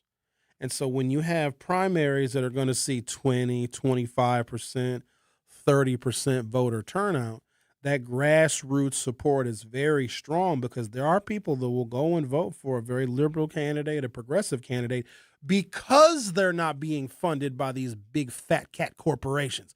But when you get to the general election, it's a different ball game. Speaking of ball games, I don't know why I'm using sports analogies. The only sports I really follow is Bucks basketball and the Green Bay Packers. And where they're not playing, I don't care. The World Cup came. I don't even know what happened. There's hockey. They play. I don't know when hockey plays. I went to one Admirals game once in the 1990s. I ain't been back since. Baseball is too often. You won't even get a chance to miss baseball because baseball is on. Sometimes, do they still do doubleheaders where they play 2 9-inning games back to back? Who wants to sit there? And the score will be 1-0. 12 hours later, 1 run was scored. So to use a sports analogy, if you win your first playoff game against a team that was only playing their bench, some people think, oh, we're going to win the championship. We're going to win the Super Bowl. We won a playoff game. Look how we won it by a lot, or maybe we didn't win it by a lot, but look at us. We won one single playoff game. We're going to win the whole championship. But then you have people popping bottles of champagne when you've only won a single playoff game. But then when you get to the championship, you realize the team you're playing, they're not playing their bench. They're not playing their second team or their third string. They're playing their superstars. The Republicans are putting their superstars in the race with a whole bunch of money. And do not underestimate the fact that Donald Trump and his Department of Justice will cheat. That's a whole factor that we haven't even considered. And I think they've been testing the waters of how they can cheat by going and intimidating election workers, including right here in Milwaukee County. You had federal agents show up at the homes of election officials right here in Milwaukee County. There's a whole bunch of variables that we haven't accounted for. Now, I said earlier that the Democrats need to lose, and I say that because, first of all, elections are going to go on forever. They are. And every election is not the most important election of our lifetime. You know what the most important election of our lifetime is? The next one. There needs to be some kind of alignment amongst these different factions of the Democratic Party. And African-American issues, we will have to learn, need to be a part of that. It doesn't have to be the whole thing, but there has to be a place where African-Americans can fit comfortably within the Democratic Party, because it is very easy for us to sit out and not vote at all. If there are reasons, if there are policy reasons or even personality reasons for us to get involved in an election, we will. But the reason has to be compelling. The campaign has to be real. It's got to be honest. It's got to be exciting. It has to be a movement. It also has to not just deliver, but show how these candidates have delivered in the past. Very, very tough for a seasoned African-American voter to just take a shot on somebody new. But Obama was different. But the world was different. There's two worlds, I think. And when the long view of history is written, I think the world will be divided into two separate eras.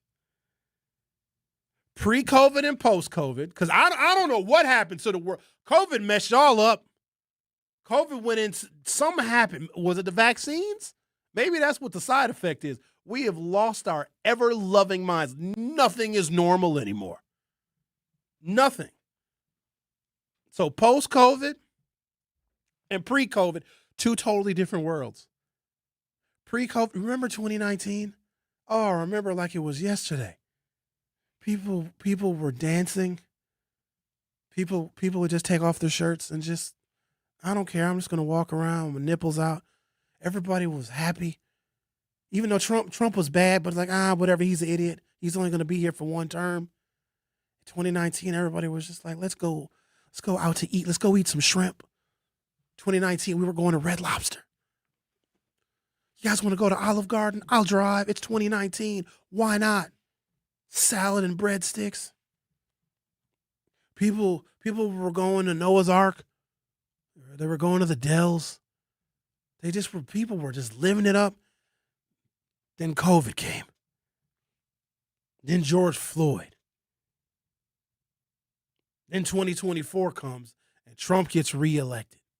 So pre-COVID and pre-Trump are two different universes. And in this new universe, everything is different. Everything is fragmented. Everything is separate. Everything is more, people are more angry and they're more sensitive and they're more ideological. This ain't going to work. You're going to have to come back to where we were in 2019. Maybe we just need to have a come to Jesus meeting, but don't do it in a damn church because church people gossip too much. Let's do it at the Olive Garden. Everybody loves the Olive Garden. No, it's not real, authentic Italian food. It's not supposed to be. Taco Bell is not supposed to be authentic Mexican food. Taco Bell is its own entity of cuisine. So stop saying, oh, I don't eat Taco Bell because it's not real Mexican food. It's not supposed to be, you goofy. I heard they're bringing back Mexi Melts. Don't tease me. Don't do that to me. Remember how people used to camp out when it was like Black Friday? Remember that? People would get a tent and they camp out in front of the Best Buy to buy a flat screen TV. Now flat screen TVs are $70. Remember that a long time ago? People, oh, it's Black Friday. I'm not going to have Thanksgiving dinner. I'm going to have my family bring me Thanksgiving dinner to my tent while I camp out at Best Buy. Remember that? How insane. That was crazy. If they bring back the Mexi Mill, I ain't going to be here on the radio for a few days, y'all. I'm going to tell you right now, y'all going to hear recorded shows. I'll be out there in the parking lot of a Taco Bell wearing a sombrero and a poncho.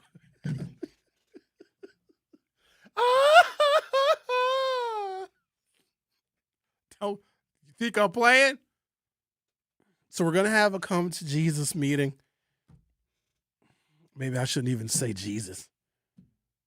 A coming together meeting at a Taco Bell or at an Olive Garden, and we're just going to figure out our differences so we can move forward with decency and respect. Okay. Take a break. Come back. Finish reading my David Crowley story. And also, what is this here? I got some information about the Democratic Socialists. Because, I mean, they might win. They might win. And then you're going to have to get on board with them. And then next election cycle, we'll just have full-on communism. The Truth with Sherwin Hughes on 101.7 FM. We'll be right back. The Truth with Sherwin Hughes returns after this on 101.7 The Truth app, and 1017thetruth.com. Educators Credit Union is more than a place to manage your money. They're where your financial possibilities take shape. They're more than transactions. They're conversations about your financial goals. More than numbers, they're community advocates who support free, local events that are accessible to all. They foster community because we are stronger together. Educators Credit Union is people helping people. Become a member at ECU.com. Insured by NCUA. Membership eligibility required. Milwaukee, your weekdays have a new rhythm. Start your mornings with conversations that matter. Again, I'm the legendary Homer Blow, along with my girl, Bailey Coleman. Truth in the Morning with Homer Blow and Bailey Coleman. Weekdays, 7 to 9 a.m. Then keep it locked with the voice of the community. And the more you know and the more skills you have, the more training you have, the better off your community is. The Truth with Sherwin Hughes, 9 a.m. to noon. Lunch is on us. Turning up your midday vibe. It's your boy Ray Nitty and my co-host Maybe Shannon. It's the lunch break with Ray Nitty and Maybe Shannon, noon to 2 p.m. And don't stop there. Keep the conversation going with The Grapevine with Manan Sabir. That's right, I'm your host, Manan Sabir. Bringing the stories and voices you need to hear, 2 to 4 p.m. Then we're closing out your day with energy. Lots of it. It's your girl, Jazz Tyler. We are live and direct. Tap in with Jazz Tyler every afternoon, 4 to 7 p.m. Your home for Milwaukee conversations. The award-winning 101.7 The Truth. Not completing high school is more of a social thing than it was an academic thing. Even though all these years have passed, I still had that longing to have my diploma.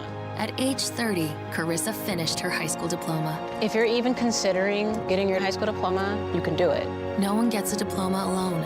If you're thinking of finishing your high school diploma, you have help. Find free adult education classes near you at finishyourdiploma.org. That's finishyourdiploma.org. Brought to you by the Dollar General Literacy Foundation and the Ad Council. Hear that? That's the sound of your life. Perfectly imperfect. Beating in rhythm to the world you've created. But every time you drive after drinking, the music gets drowned out. Your life sounds pretty great. Don't let a buzz ruin it. Buzz driving is drunk driving. Don't drive buzzed. A message from NHTSA and the Ad Council. Doctors Without Borders is delivering life-saving medical care where it's needed most in communities around the world. From bandaging war-wounded patients in Sudan to providing clean drinking water in Haiti, we're in more than 70 countries worldwide, bringing patients from sick to recovering, from emergency to aid, from crisis to care. This life-saving care is made possible by a global movement of supporters like you. Thank you. This is The Truth with Sherwin Hughes on 101.7 The Truth app, and 1017thetruth.com.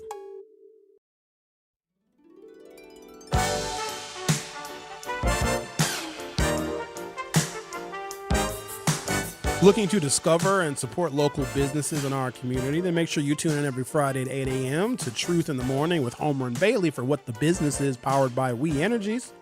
Each week, you'll hear from local business owners as they share what their business is, where they're located, and one valuable lesson they've learned along the way. Don't miss What the Business Is every Friday at 8 a.m. only on Truth in the Morning with Homer Blow and Bailey Coleman, powered by We Energies, delivering energy that powers local business.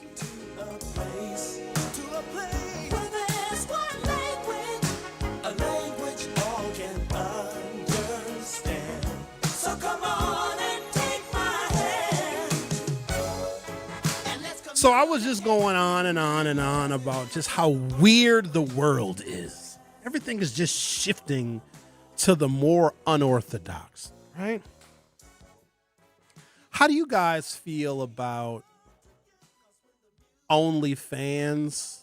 Now, OnlyFans didn't start off being what it is.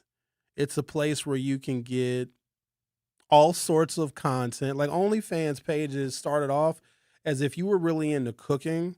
You could set up an OnlyFans page and you could share your recipes and post little videos of you preparing meals, like quick little meals or little $5 meals.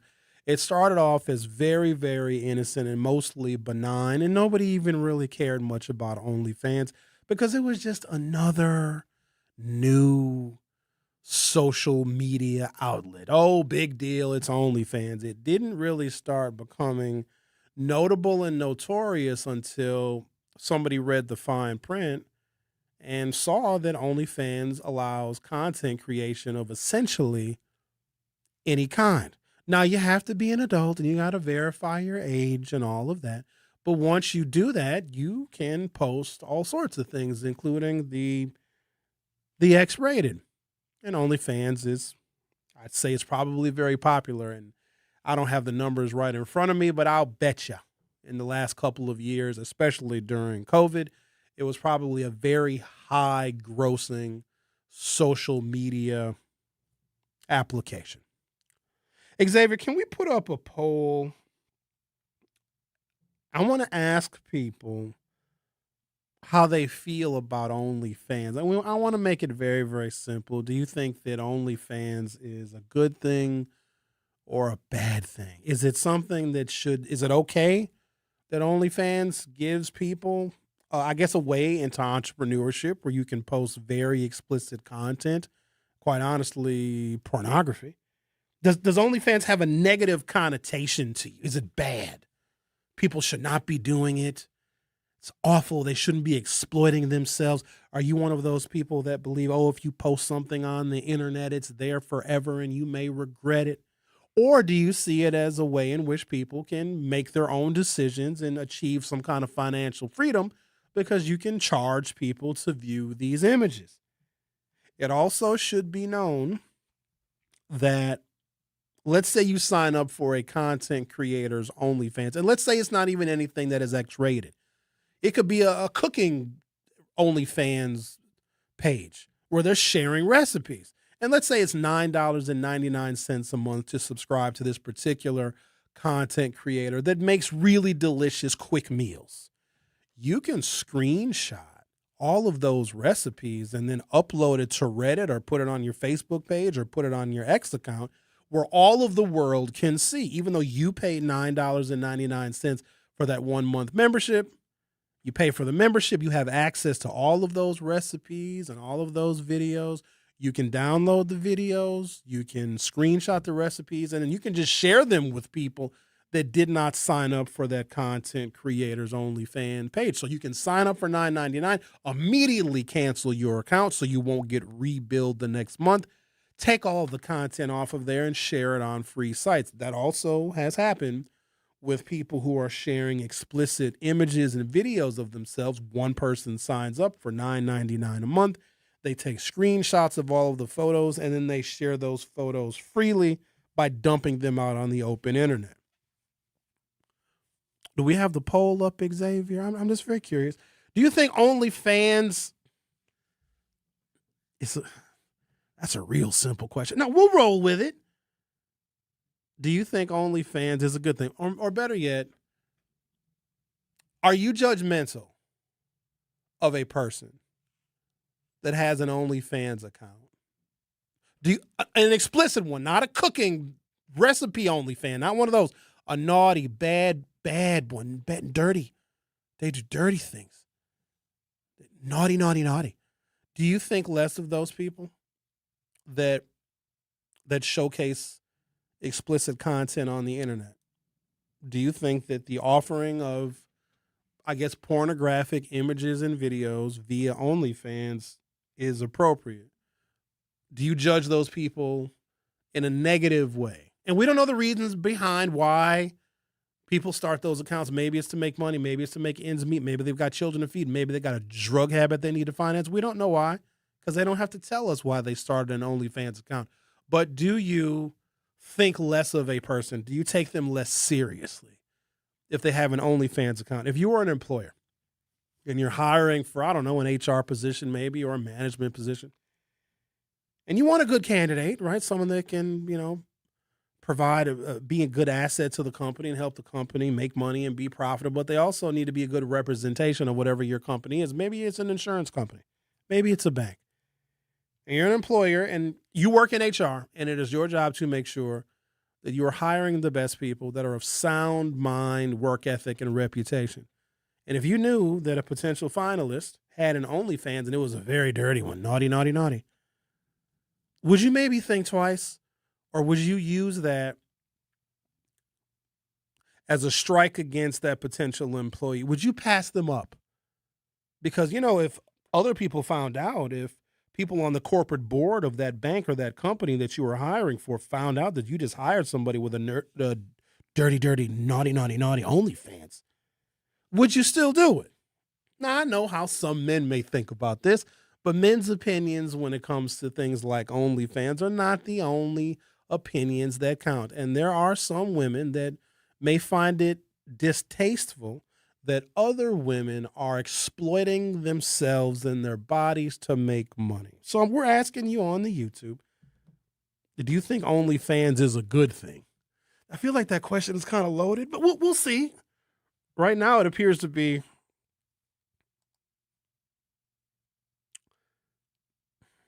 it's 62% to 38%, but only a few people have answered. So why don't we do this? Go to YouTube, search 1017 The Truth, hit subscribe, and then answer our YouTube poll question. Do you think OnlyFans is a good thing? Okay, simple yes or no. Right now, 62% of you say that OnlyFans is not a good thing. What do you think about the people that have OnlyFans accounts? Would you hire them in a corporate environment that is very sterile and very conservative? Does someone's OnlyFans account, and let's say it's still up, okay? Maybe it's paused, but it's still up. All the content is still there. Is that a strike against that person? What say you? I'm going to take a break, come back, and I got something I want to share with you about an OnlyFans account. You're listening to The Truth with Sherwin Hughes on 1017 FM. I'll be right back. The Truth with Sherwin Hughes returns after this on 1017 The Truth app, and 1017thetruth.com. Join us for the 16th Annual Bronzeville Week, the premier celebration of Milwaukee's rich African-American legacy of culture, arts, history, and entertainment. Bronzeville Week takes place Saturday, August 1st through Saturday, August 8th. Bronzeville Week starts with the Harambe 5K Walk Run, followed by the Bronzeville Cultural and Art Festival, and ends with the Bronzeville Art Walk. From fashion shows, dance demonstrations, and conversations about Bronzeville, to entertainment, great food, and natural hair expositions, the 16th Annual Bronzeville Week includes it all. Log on to milwaukee.gov/Bronzeville for a complete list of events. Bronzeville Week is presented by Alderwoman Milele, ACOG's Historic King Drive Bid, Bader Philanthropy and Thrive On, and the City of Milwaukee. This is an urgent message about voting in Wisconsin. The primary election is August 11th. This is your chance to help decide Wisconsin's future. Early voting is happening right now, and Election Day is next Tuesday, August 11th. Go to myvote.wi.gov to find your polling place. And remember, you can register to vote right up through Election Day. Make your voice heard. Go vote. Paid for by Wisconsin Future Rising. Mommy, can I sit in the front seat just this one time? Please, please, please. No, not yet. But why? Because I love you, and you're just not ready yet. Now, get in the back so I can get you in your car seat, please. Putting your kids in the right seat for their age and size is an act of love. Check that your kids are in the right seat at nhtsa.gov/the right seat. Love protects.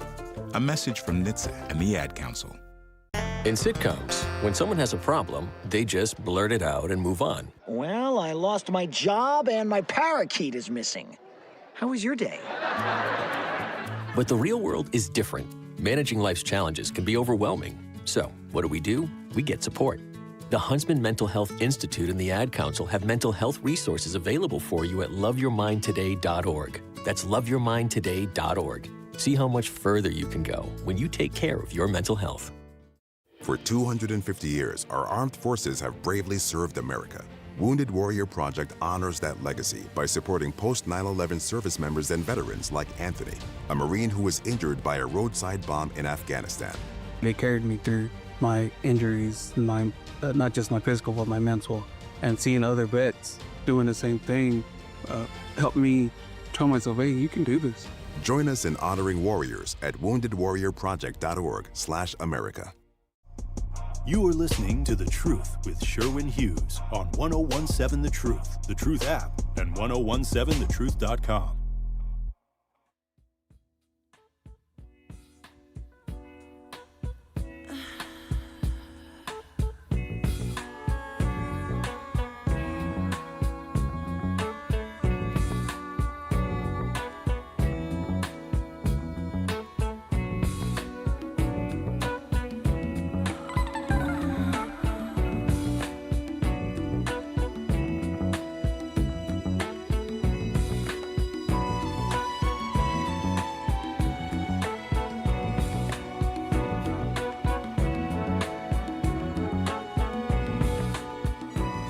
Welcome back to The Truth with Sherwin Hughes.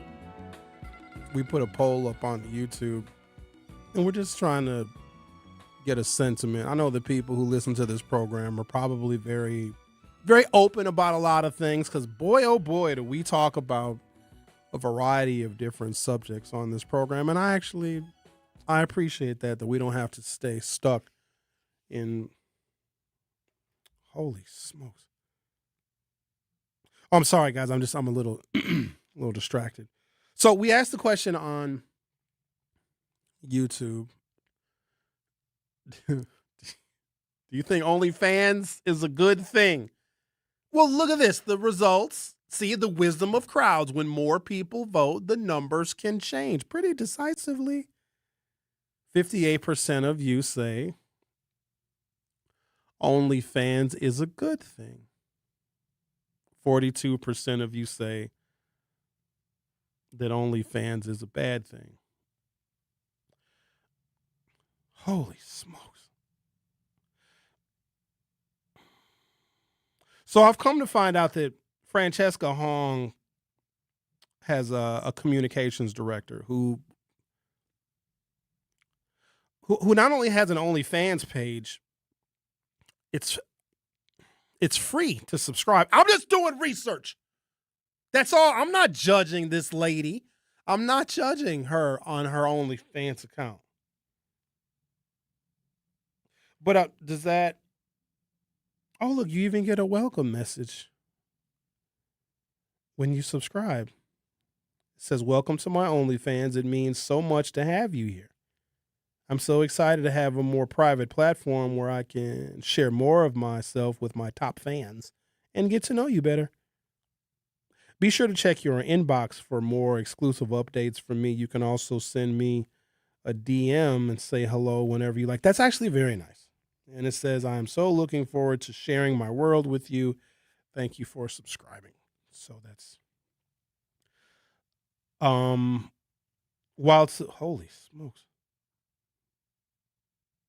So to most of us, it's not that big of a deal. It isn't. It's not. But I think that the Republicans are probably going to weaponize this some kind of way. And I know what some of you are saying. Oh, the Republicans are a bunch of old dirty perverts too. They are.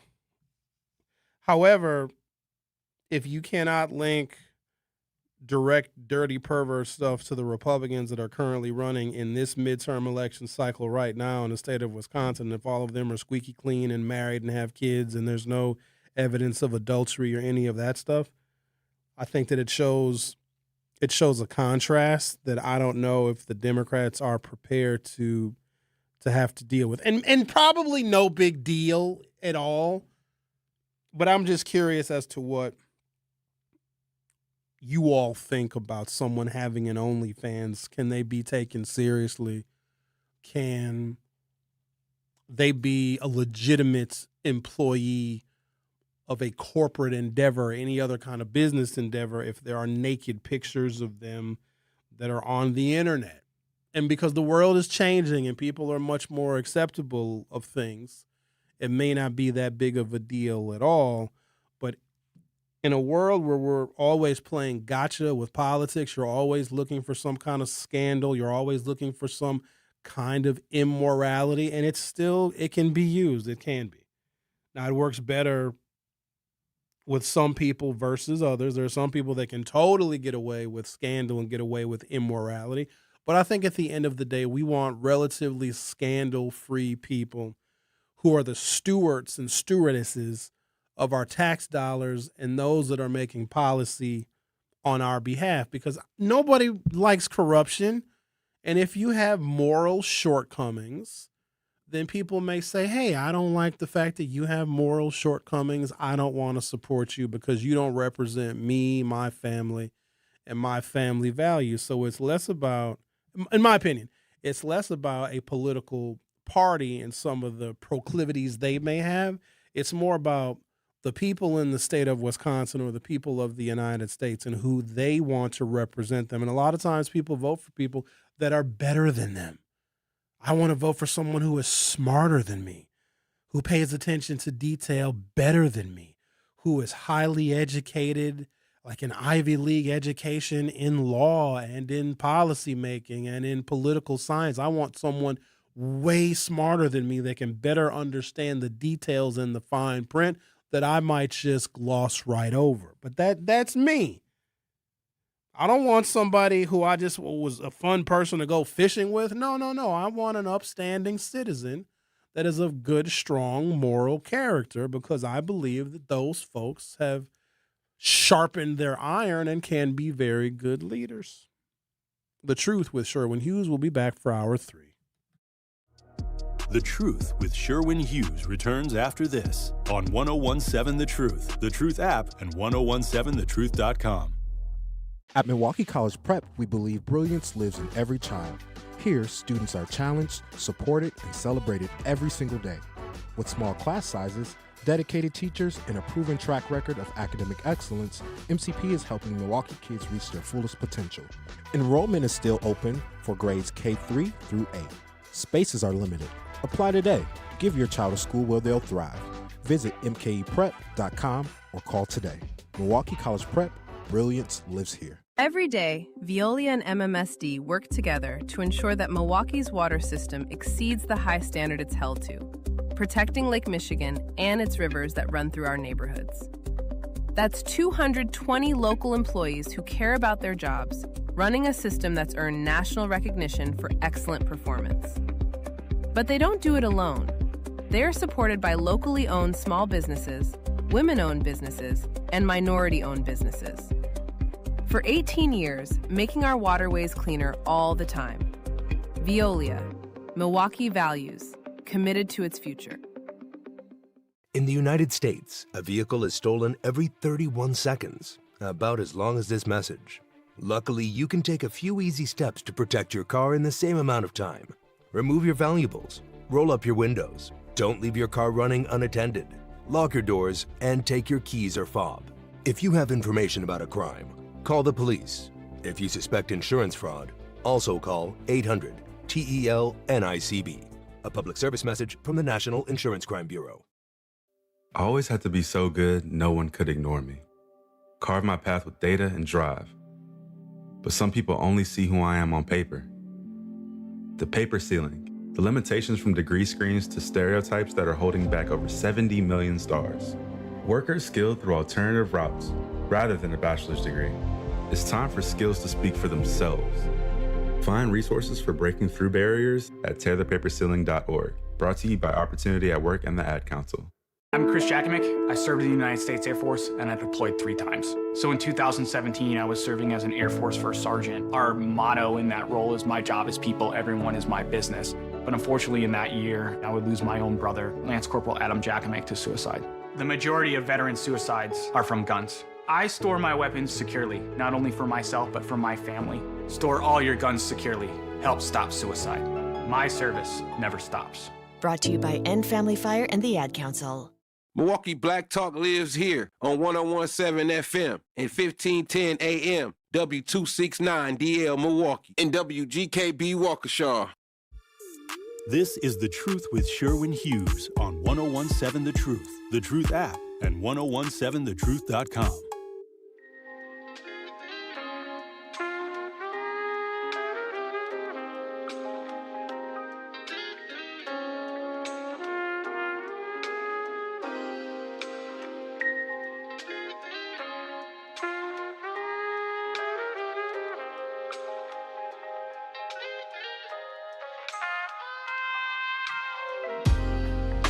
Welcome to hour 3 of The Truth with me, Sherwin Hughes. Prosperity says, Sherwin, we listen to you. Yourself admitted that you go to strip clubs, yet we still listen to you. Hey, not a lot. I don't go all the time. You can't go all the time. It's not good for you.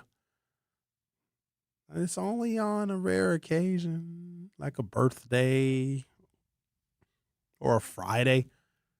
Fridays are rare. They only come once a week. Maybe that's not rare. That means there's 52 Fridays in a year. But you know what I'm saying. No judgment. I'm not judging anybody on what they do. People do way weirder stuff. Wait a minute. Somebody's talking about nurses in the YouTube chat. Way worse than any OnlyFans model you'll ever find, by the way. By 1,000%. There's a meme that has made its way across the internet, I don't know, 50 million thousand times. And it shows a picture of very scantily clad young women wearing very, very short skirts and dresses and very, very high heels. And then right next to it is a picture of young women wearing scrubs in a hospital setting. And it said there's only one group of whores in this photograph.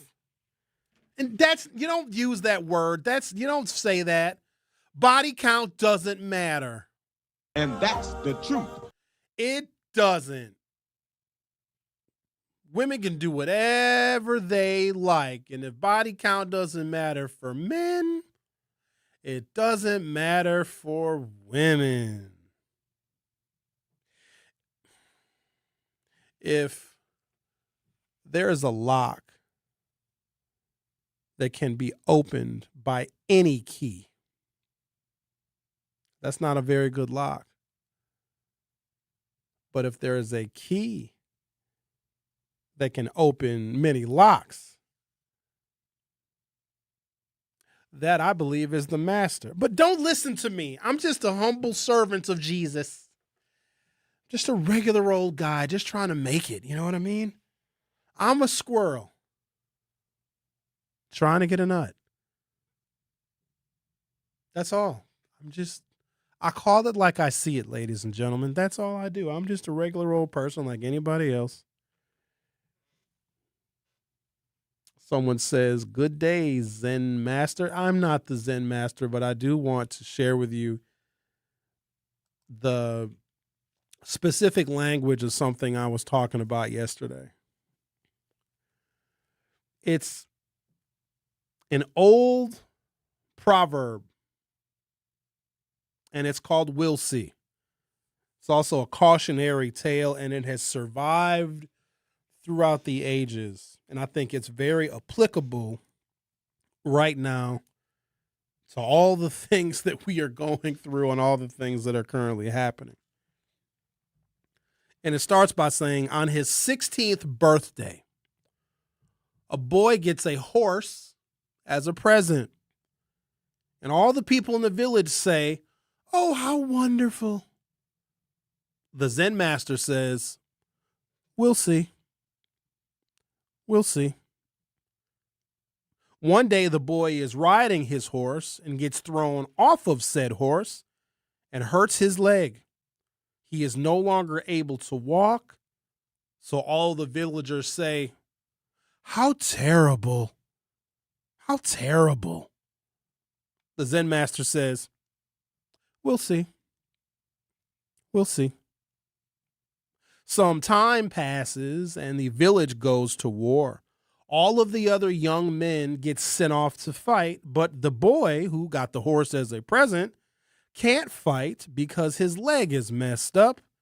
And all the villagers say, "How wonderful. How wonderful."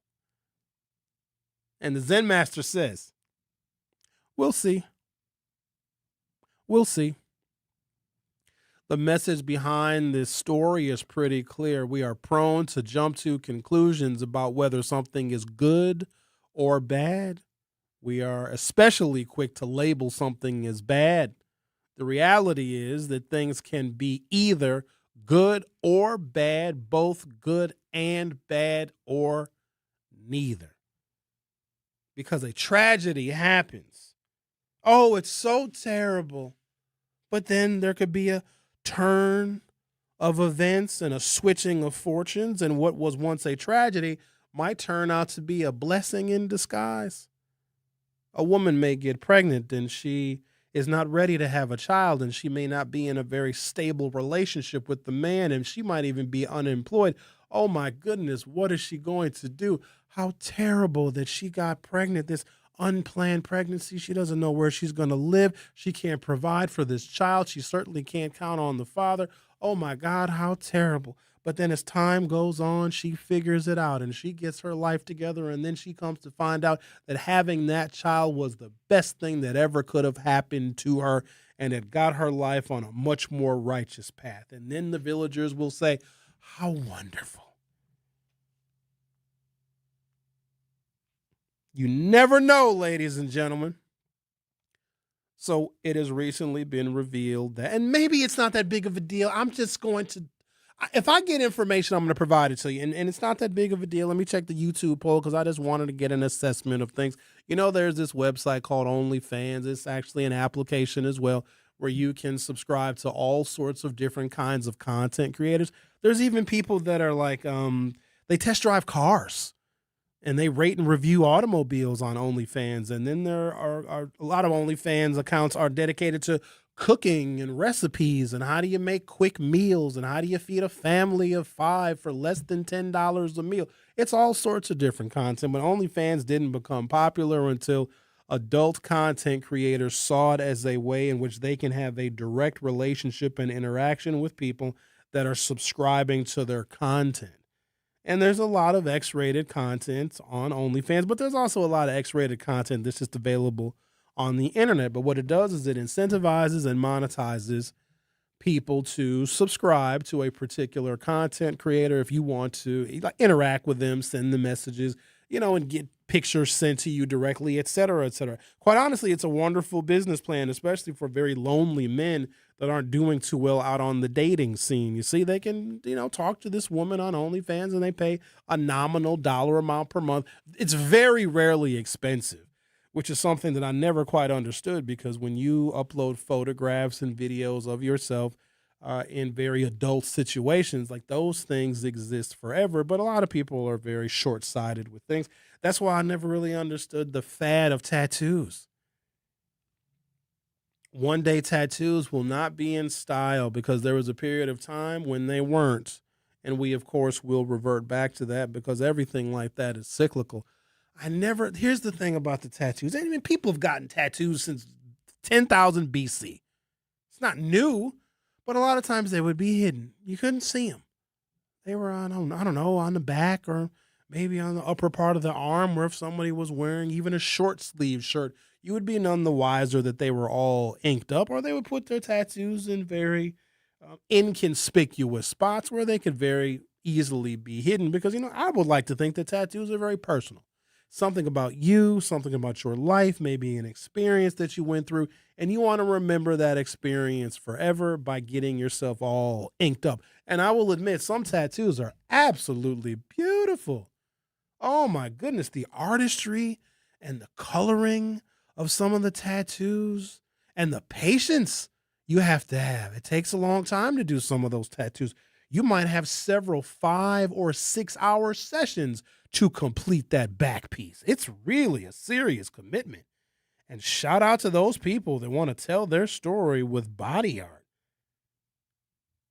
But one day you might regret it, and there's not a whole heck of a lot you can do about it. But this is the one that gets me. Face tattoos. And they vary. There's some where it's just a little bit right by the cheek, or maybe just a little teardrop. If you ever come across somebody with a teardrop tattooed on their face, don't argue with them. Trust me, don't. If they're angry and upset, just cede the point to them. Just like, okay, you got it. You don't want to mess around with someone with a teardrop tattoo on their face. But then there's the people that have, especially, and this is a Sherwin opinion, and I know that everybody won't agree with this, a really beautiful woman who has just put tattoos all over her face.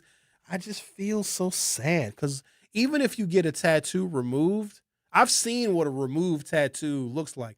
It's the scar. You're probably better off just leaving the tattoo or covering it up with another bigger tattoo. Have you all ever met somebody with somebody else's name tattooed on their body? You ever met somebody like that? I know someone who has 2 people's names tattooed on her body. Again, a cautionary tale, but you don't have to listen to me. I want you all to follow your heart. If you believe that it's a really good idea to get this person's name tattooed on your left butt cheek, meaning when you wear a swimsuit, everybody's going to see Jose Alvarez. If you love Jose Alvarez, then you get that name tattooed on your butt cheek. Get it. I support you in your love for Jose Alvarez, but boy, oh boy, I sure hope the relationship lasts because that ink certainly does. I just never. There also seems to be a common thread amongst tattoos. If you get someone's name tattooed on your body, I mean, you clearly really like them. They're very nice to you. They take you out to the Olive Garden. They take you to Taco Bell. That's worthy, I guess, of getting somebody's name permanently tattooed on your body. But the commonality that I have seen is that those relationships, for some reason, they never work out. I don't know. I just would think that you would take the cautionary tale of everyone who's ever gotten someone's name tattooed. I told a story once about my friend who was involved with a lady for many years. They appeared to like each other. I mean, they had some problems, but a lot of relationships can experience problems. But that's when you come together as a couple, because when there's a problem in the relationship, it should be the 2 people in the relationship against the problem, not 2 people in the relationship against one another, right? You attack that problem like a couple and you resolve it like a couple. It's very, very simple when you think about it. So they decided that they were going to get each other's names tattooed on each other's bodies. Okay, this was a very good idea that they came up with because, they thought they were going to be together forever. So why not? If you know you're going to be with somebody for the rest of your natural life, well, then what's the tattooed name? It's no big deal. You're going to be with them, and you want to show the world that this is who you are in love with, and this is the person you're going to be with forever. So they go to the tattoo parlor. They make an appointment, of course. And then my friend, who's a guy, he goes first. And he gets her name tattooed on his left pectoral muscle. Right on his chest right here. Not too big, but not too small either. And he has the tattoo. He gets up from the chair, and the tattoo artist is like, okay, your turn. Guess what she said? I changed my mind. Yet another cautionary tale from The Truth with Sherwin Hughes exclusively on 101.7 FM. Don't go anywhere. I'll be right back. The Truth with Sherwin Hughes returns after this on 1017 The Truth app, and 1017thetruth.com. Each blood pressure check, each clear answer, each caught it early moment is why we show up. From unexpected nights in the ER to therapy that helps you get your strength back, step by step. We stand ready, quietly preparing, focused, and guided by one promise: to be fully devoted to you. Ascension, Wisconsin. Advanced care. Devoted to you. Life's better with Drive My Way from American Family Insurance, because we know it's more than just a car. It's your escape pod, your adventure mobile, your memory maker. And we help protect the dreams that drive you. Personalize what you pay for auto insurance and you could save between 10 and 35%. American Family Insurance. Get a quote and find an agent at amfam.com. Products, pricing, and availability vary based on the way you purchase insurance and by state. Unsafe driving behaviors may increase your rate. American Family Mutual Insurance Company, SI, and its operating companies, 6000 American Parkway, Madison, Wisconsin. And here's Heather with the weather. Well, it's beautiful out there, sunny and 75, almost a little chilly in the shade. Now, let's get a read on the inside of your car. It is hot. You've only been parked a short time and it's already 99 degrees in there. Let's not leave children in the back seat while running errands. It only takes a few minutes for their body temperatures to rise, and that could be fatal. Cars get hot, fast, and can be deadly. Never leave a child in a car. A message from NHTSA and the Ad Council. Babes, what are you doing? What? I'm just mowing the lawn. No, it's blazing hot and dry out here. Don't you remember? Smokey Bear says. Avoid using power equipment when it's windy or dry. Where'd you learn this? Oh, it's on SmokeyBear.com, with many other wildfire prevention tips. Right. Thanks, honey bear. 'Cause remember, only you can prevent wildfires. Brought to you by the USDA Forest Service, your state forester, and the Ad Council. When a warrior faces adversity, he fights through it. He finds a way. Freedom isn't free. Rolling strong. Belief. Believe you can, and you will. Wheelchairs for Warriors provides mobility solutions to veterans and first responders injured in the line of duty. Join the mission and visit wheelchairsforwarriors.org. Here's the deal. We gotta set ourselves up. See, retirement is the long game. We gotta make moves and make them early. Set up goals. Don't worry about a setback. Just save up and stack up to reach them. Let's put ourselves in the right position. Pre-game to greater things. Start building your retirement plan at thisispretirement.org. Brought to you by AARP and the Ad Council. This is The Truth with Sherwin Hughes on 1017 The Truth app, and 1017thetruth.com.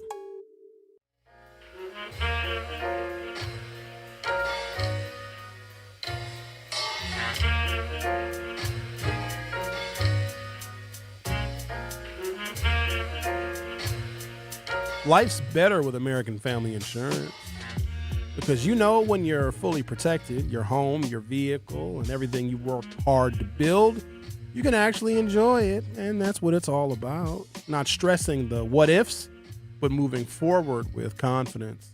American Family agents help you get the right coverage in place so you can focus on your family, your goals, and the dreams that you have earned. Insure carefully, dream fearlessly with American Family Insurance. Get a quote or find an agent at amfam.com. American Family Insurance is a proud sponsor of 1017 The Truth.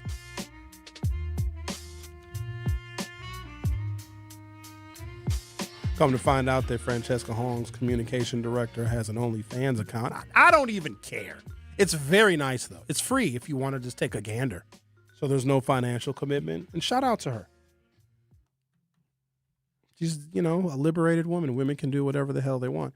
Linda has some very colorful commentary in the YouTube chat. Linda says body count matters. No, it doesn't, Linda. You're being oppressive. People can do whatever they want to do. Body count doesn't matter. Who cares? Nobody cares about that. You can do whatever you want. You can't tell somebody what to do. I think if there's a difference, and of course these standards are set by society or whatever society is, it does not take all that much effort for a woman to sexually select a man. She can just choose. Women choose. And that's how our biology is set up. That's how we are set up as a species.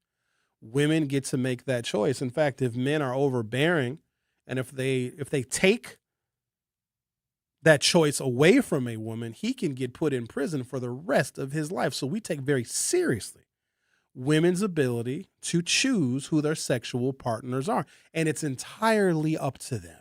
They can choose whomever they want. Now, the risks also to a woman are much higher because there is pregnancy, and pregnancy, if complicated and difficult, can kill the woman. And she also can die in childbirth. And also, more often than not, that child, even though there was a man involved in creating that child, it is oftentimes going to be her responsibility. So the risk is very high. Now, there's a whole bunch of birth control. And in fact, there are more types of birth control for women than there are for men, because the risk is so incredibly high when it comes to women and their sexual partners. Okay, not to mention some of the other unintended consequences. But for a man to have sexual partners, he has to be something.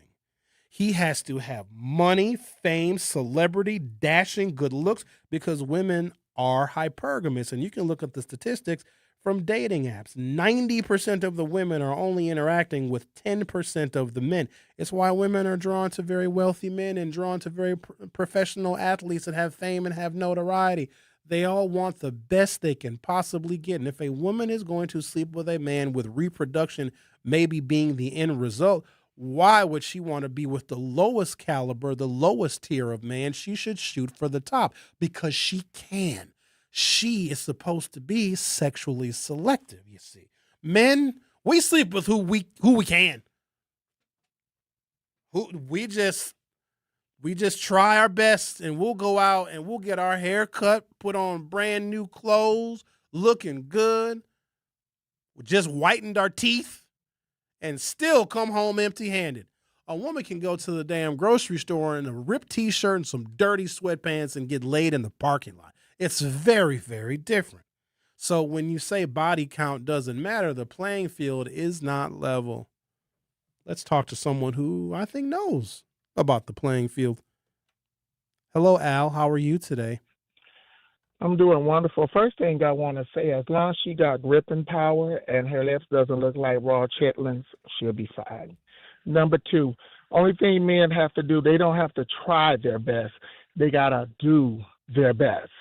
Because if the stroke game is trash, she ain't going to be around too long anyway, because she's going to be highly frustrated. But Al, doesn't he have to be something substantial for him to even get in that situation with a woman? Because women are very selective. Well, most are very selective in who they sleep with. Like, that man has got to be something substantial, or at least better than the other men she had to choose from. Either he going to have some finesse, and if he don't have no finesse, he's going to have to pay for that kitty cat. It's going to be either first option or the second option. The third option is you're just going to have your hand. So it's going to be one or two. That's it. Not unless she give her life the crash and she choose the saddle, and then she go with any old thing. But don't nobody, that ain't going to last anyway, because that's relationship on pity. But it's either going to be one or two. The other thing I wanted to share with the women, too, the word on the street that a lot of Arabic men feel you're easy to sleep with, but they won't marry you. So I was going to tell to the black women, when you get with these Arabic men, you let them know that chocolate cupcake needs gas station money. It needs cell phone store money. Okay? It needs mortgage money. Because what they know is that a lot of black women look at them, their skin color and things, they're going to have a pretty baby. And they also notice, too, that a lot of black women will try to take them on dates. Black women, don't try to take no man who got money on dates. You're the commodity. Al, is that a You got popular thing that Arabic men are dating black women? Arabic men been loving to date black women. They love to F them, but they say they will never marry them. So what happens is the black woman be like, oh, I got me an Arabic. So she going to go on and just give him all that cash, and he's going to go to the non-deserving one. So I tell black women, get you a gas station out of it. Sometimes you have to treat them like their bottom barrel because y'all be building their heads, y'all be building them up too high. You can get the richest person to give you money if you let them know, I don't care how much money you got, you still ain't sugar, honey, iced tea, and that will make them want to give you money more. But black women have a habit of, you want some of this good old cookie cutter cat? Run me some money. What's your name? Mortgage. Oh, I've been thinking about a cell phone store. Stop giving that cat up to them Arabic men. But Al, isn't that prostitution if she's going to require some kind of finances or payment for the kuka? Absolutely not. It's like bartering. I mean, or you could be like Jesus' Mama Mary. Oh, no. Have your cherry pop when she was 13. And you know if his daddy was around, he'd be in the DA database for child molesters and sex offenders. We don't want black women to go out like that. We want black women to get everything that they are entitled to because they always blame for something. They put down for something. Everybody want to make jokes about black women until they ready to get that nut and get them balls trained. So I say to all black women, you mess with an Arabic, get you a gas station. But what about black men? What about us, Al? What do we deserve? We deserve something too. Mr. Hughes, black men is okay. They okay. Y'all gonna mess with black women regardless. But we talking about the Arabic men, the Indian men who have access to assets and financial gain. Now, I love my brothers, but like you, Mr. Hughes, you know, a lot of our brothers are kind of like very cheap. They feel like if they give $5, they done gave $5,000. If the woman says she want to get new tires, they'll tell her go buy used tires. If she says she gonna get her a new car, they'll tell her, well, why do that when you can buy your used car? You know what I'm talking about, Mr. Hughes. So all I'm saying for the black women, you got to get the best that you can with your vagina. Whoa. Point blank. What about her brains and her intelligence? Can't she get the best with that? She sure can, but she got to open her own business. She has to understand that she's a commodity. She's exotic. Anywhere she go in the world, people are going to be captivated by her mind, her energy, her body, and that big fat moose knuckle. But a lot of people are making jokes about black women saying they're an easy catch. Okay, well, since I'm an easy catch, I'm going to use my cat to get everything from you. Look at what do white women do? What do white women do? I don't know. How they do? What do they do to the football players? All they got to do is just and they get married, mansions, don't even do nothing. Just got a flat ass walk around there and let them run over them. But the black woman going to get looked past. So I feel like, hey, if you're going to condemn the black woman, she might as well be a business.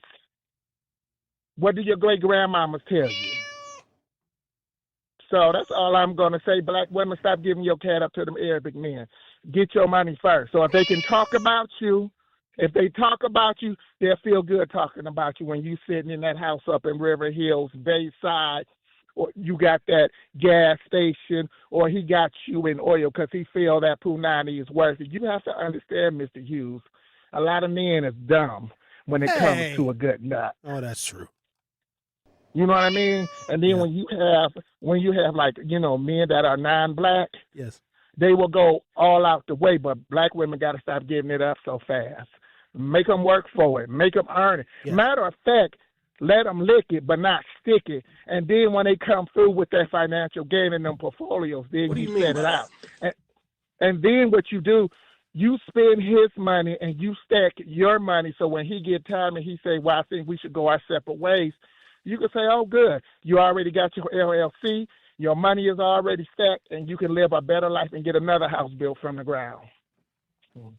Okay. That's very good advice. Have a good day, everybody. Okay, you Bye-bye. too. Bye-bye. Okay, I just want to remind everybody to get ready because 101.7 The Truth Family Fest is back. Join us on Saturday, August 22nd from 11 a.m. until 2 p.m.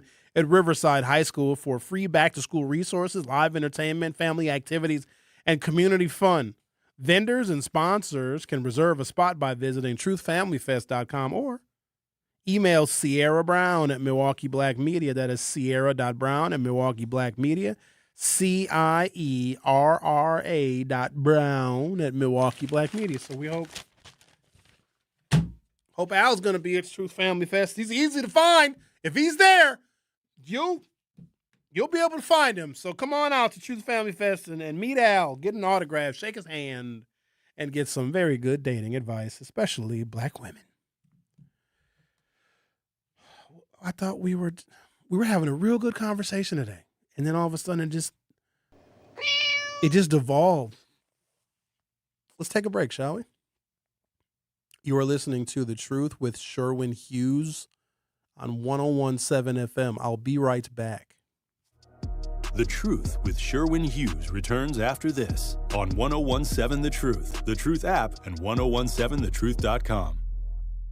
Are you looking for a place to shop that offers a fair market price? You need to visit Century Food Store on 92nd and Lisbon Avenue. This week, buy Kellogg cereal for $3.99. Bone & Southern style pork ribs for $1.99. Smart Ones entrees, 5 for $10. Apple pie for $5.99. Southern peaches for $1.99. And Tyson chicken nuggets for $5.99. So what you waiting for? You can also order groceries through DoorDash, Uber Eats, and Instacart, or stop by Century Foods at 92nd and Lisbon Avenue today.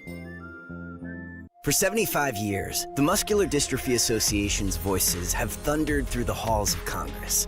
For 75 years, we've willed the impossible into existence. For 75 years, the MDA community has pushed the science, shifted the narrative, and established the field of neuromuscular medicine. And until that day when this is all a thing of the past, you couldn't stop us if you tried. Join us and celebrate 75 years of breakthroughs at MDA75.org. Talking about guns with others might not always feel comfortable, but it could save a life. Here's a way to start a conversation. Your family is going over to your neighbor's home for dinner for the first time. How would you ask if there are any unlocked guns in the home? Hey, we're so excited for tonight. Before we come over, though, may I ask if there are any unlocked guns in your home? Our guns are stored securely, locked in a safe that the kids can't access. Awesome. Learn how to have the conversation at agreetoagree.org. Brought to you by the Ad Council. Wherever there's a need in our communities, there's a United Way, improving lives so everyone can thrive. Where more people can gain access to health care and nutritious food for their tables. Where more community members can benefit from financial education and get connected to local resources for housing support. And where children are given more chances to reach their full potential. Community is where we find our strength and where we share our hope. United is the way. Visit unitedway.org. Are people around me safe when I vape? Science does not support that belief. Exhaled vape emissions linger in the air, affecting indoor air quality and bystanders in the same space through secondhand exposure. Vaping emissions can also accumulate on clothes, hair, dust, and furniture, leading to exposure risks to bystanders of all ages.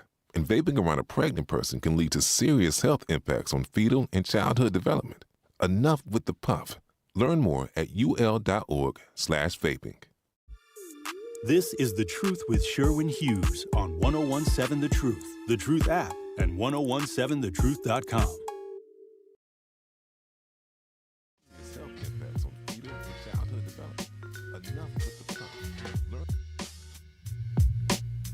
What a day. Gerald. Hello, Gerald. How are you doing today? Do you have some advice for us? Some concerns I think we need to address, though. Really look at like how effective are black politicians right now with this issue with like. Wait a minute. Hold on, wait. Gerald, you sound very familiar. So like the issue since January 6th, you had those politicians get those lawmakers when they were doing the voting map things. They were escorted out the building and everything like that. And then you saw them performing this rage and everything, like social media. it's highlights and everything. That's what everybody's doing stuff for. That's why I'm kind of concerned with politics right now. So publicity and highlights. You sit down and ask them for something tangible. Nobody can really say anything. Just like playing on the hearts, emotions of people, because we've all felt some type of way, but it is kind of rude and sensitive at the same time. How do you take some things like not feeling welcomed or genocide on the chin versus these grudges or anything? Because I've also noticed police brutality has kind of changed a little bit. People are being punched, and the change happened so quick people didn't even notice it. Yeah. Did you even notice that? No. People were being punched. How many people were shot since 2025 by a police officer? That's really terrible. It is. But compared to 2019, pre-2020, the rate. And then you have this situation with this generational culture clash, the brutality babies. You see it in the WNBA. What's a brutality Caitlin baby? Clark. What's that? People who grew up, 2010s, pre-2020, with all the stuff, Tamir Rice, Trayvon Martins, and, the list goes on and everything like that, seeing these kids, they were on their phones were their babysitters during the pandemic and everything too. Their phones provided the entertainment attention, kept their attention and everything. So they saw this brutality stuff, the protests, the media, this fear of the police that's causing these kids today to be these people today to be extra, combative and on edge and everything, when most of the time it's just basic communication and submission pretty much. But, people kind of struggle with dominance and everything. But interesting question, let's say, America really is going to hell. And, simple question, I was kind of concerned with the Southern politicians, after January 6th and everything, how would you even delegate or, even be a professional with this kind of energy and ideology around with genocides and ICE and, raising it's capital. pretty bad. It's pretty bad these days. It's very sad. So what would be a good way to go about this? Would you rather feel like an OnlyFans model? You got your social media, and then they sprinkle money on you, and then 50 years later, if people didn't manage their money right, and then there's no excuse or sympathy for them. What's the issue with reparations that has people so afraid or controversial? Why is that such a difficult situation or topic to discuss, even for Black politicians in today's age? Your guess is as good as mine. We should be discussing reparations every single day because we need to get repaired. Well, with money. It's like got to do something with violence and vulgarity too. Just messing with the egos and mind frames of people. Yep. Somebody can do something wrong, and you can ask them straight up, hey, could you correct your behavior? No, I'm not gonna listen to you. N-word. Okay. Oh. Then you piece them up real decent, and then they won't even understand what they did wrong, but they got whoopings growing up. That's what I mean. Whoopings are killing adults. So people can't respect each other and communicate they perceive to have some kind of intelligence, right? Have you ever been called the N-word before, Gerald? Gerald? Yes.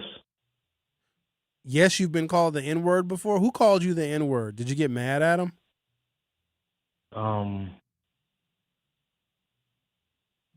People use it all the time, black, white, whatever, in home. People use it a little bit more responsibly than Black people do, than we do. Have you ever been called the N-word in a derogatory and mean way? Not in a very long time. Okay. What would you do if somebody called you what would you do if I called you the N-word? I would ask you a question. How would you expect me to, handle you after that? I don't know. You want to find out? I'm past the petty ego pissing contest. I'm in my adult male situation right here, and you can come over here and ask me a question if you want to, since you know so much. Ooh, all right then, I'll come over and ask you a question. I just want to know what you do if I called you the N-word. Would you get angry? Would you hang up? Would you want to call me a name? How would you respond? No, that's kind of like the issue with people and everything too. Yeah, what's the issue? Just this issue of this word that is a word. People use it the same way, and there's abundance of pride and lack thereof. So it's really messing up our priorities and, sense of, I don't know, self-respect or respect, because, I don't know what's causing all this tension when people use this word to express themselves, and then like the last thing you hear before you get shot is the N-word. That's terrible. All right, Gerald. Well, I appreciate So you. could you use some of your radio influence to get a hold of somebody and say, hey, we got to really do something about the violence and vulgarity in hip-hop? Yeah, sure. I think that if I use my radio influence, hip-hop would no longer be violent. You got friends and celebrities and whatnot. I don't know. Maybe a little effort other than All right, what should I tell them? Wasting time. Like I said, we really got to do something about the violence and vulgarity in hip hop. Okay. Like there was that meeting in the '90s when they made hip hop style the way it is with all the violence and vulgarity. There was an actual meeting. So you want me to fix the violence in hip hop with my celebrity friends and use my radio influence to do it? I'll do it. Get on CNN. Get on CNN and do it. Hell yeah, I will. All right. All right then. Thank you. Gerald? You out of your damn mind. Yeah. Still there? Yeah. How do you feel about black women using their bodies to get whatever they want financially? I understand the practicality of their sexuality. Yeah. It's practical at the same time, it could be damaging to their self-esteem or, how they perceive men. Okay. Because, you might perceive every man as just some pig or anything like that, just looking, for pleasure, and then they don't want to objectify themselves, yet that they're objectifying themselves. So it's like this crazy contradiction and everything that's, causing mental stress and everything. Like, you lay down with somebody you're not attracted to for financial gain, and then, you see a stud or something, who don't have everything, and then it's just like, okay, well, I want to give them some, but I'm so used to things being transactional. I don't know how to, really even deal with a man. So Have you ever, when was the last time, I shouldn't ask you that. Have you ever paid for a date with a woman? Like you asked her out to dinner, maybe you went to the movies and you paid. Have you ever done that before? If you're asking somebody to spend time with you, that should be a no-brainer. Like, Yeah, but you got to do something. They might want to do an activity, and activities are not always free. Have you ever paid for a date before? Like, been out on a date and, yeah. Like, where'd you go? What was the last date I've been on? I think I went to a restaurant. Oh, okay. Did you have fun? Like doing that. So. Did you have fun when you went on the date? I did go out on a date, and I went out to a rural area. I was in a rural area, actually, and I walked in, and there's like this curiosity and excitement, with black people. That's what a lot of it is, kind of an obsession. And people were kind of like, heckling and saying stuff and everything like that. And if you got really defensive and everything, being a woman of non-color. Wait, you went to a rural place with a white lady? Yeah. Oh God, tell us more. Do you still talk to her? No. What happened? Like I don't know. Like when people have some habits, and then you get close, and they want to live in ecstasy and bliss, and it's not really in the cards for feeling like we can't be strung out and drunk in love all day. Yeah, you can. That's fun. Being strung out and drunk in love, that's wonderful. So what happened to the white lady? You just walked away from her? You broke up with her? No, we weren't together long. We were just kind of like just filling each other out. Okay. Just And it didn't work out. The people who do drugs and everything. Oh, she did drugs. Yeah, like she had some issues or something. I got drugs in my booty. I don't know if she bliss. I don't know what that is. Like you tell somebody you don't want to do. I'm not interested in that. I'm glad you have standards and boundaries, though. That's good for you. To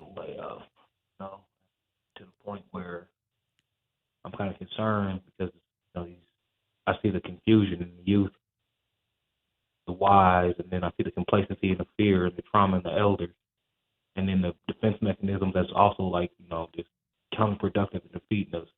Like I saw the young man and the old guy fight next to the young girl on Fondle last. Okay, all right then. Thank you, Gerald. You've Yeah, given I us would a like- lot of food for thought today. I don't know about this Black Talk Radio. Now that Diddy the Block was done, like, you know, what the hell was that? But have a nice day.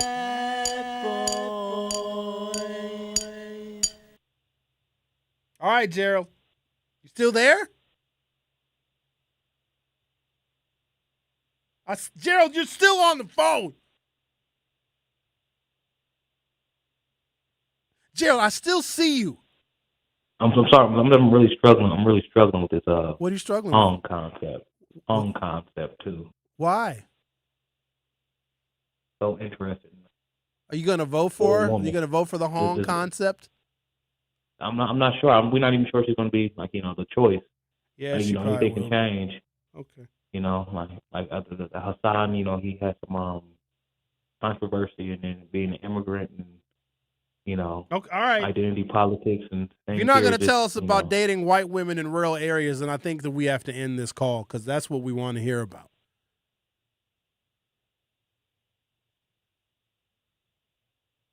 I don't know. It's not that taboo, and I'm not that traumatized. That's usually what I say. But I want to break the ice.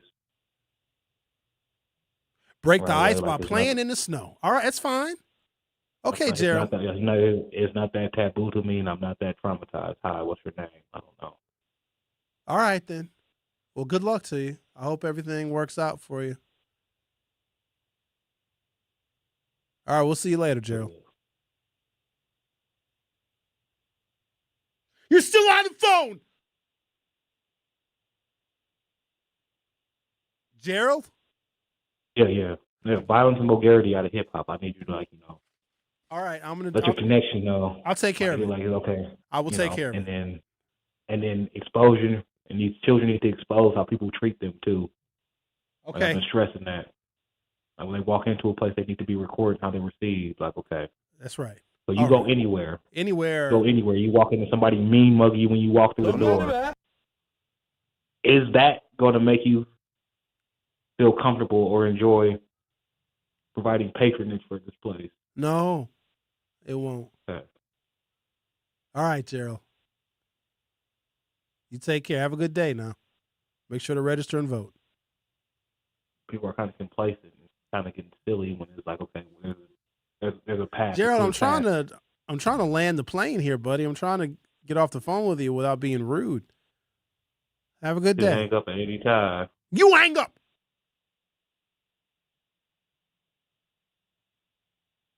Gerald.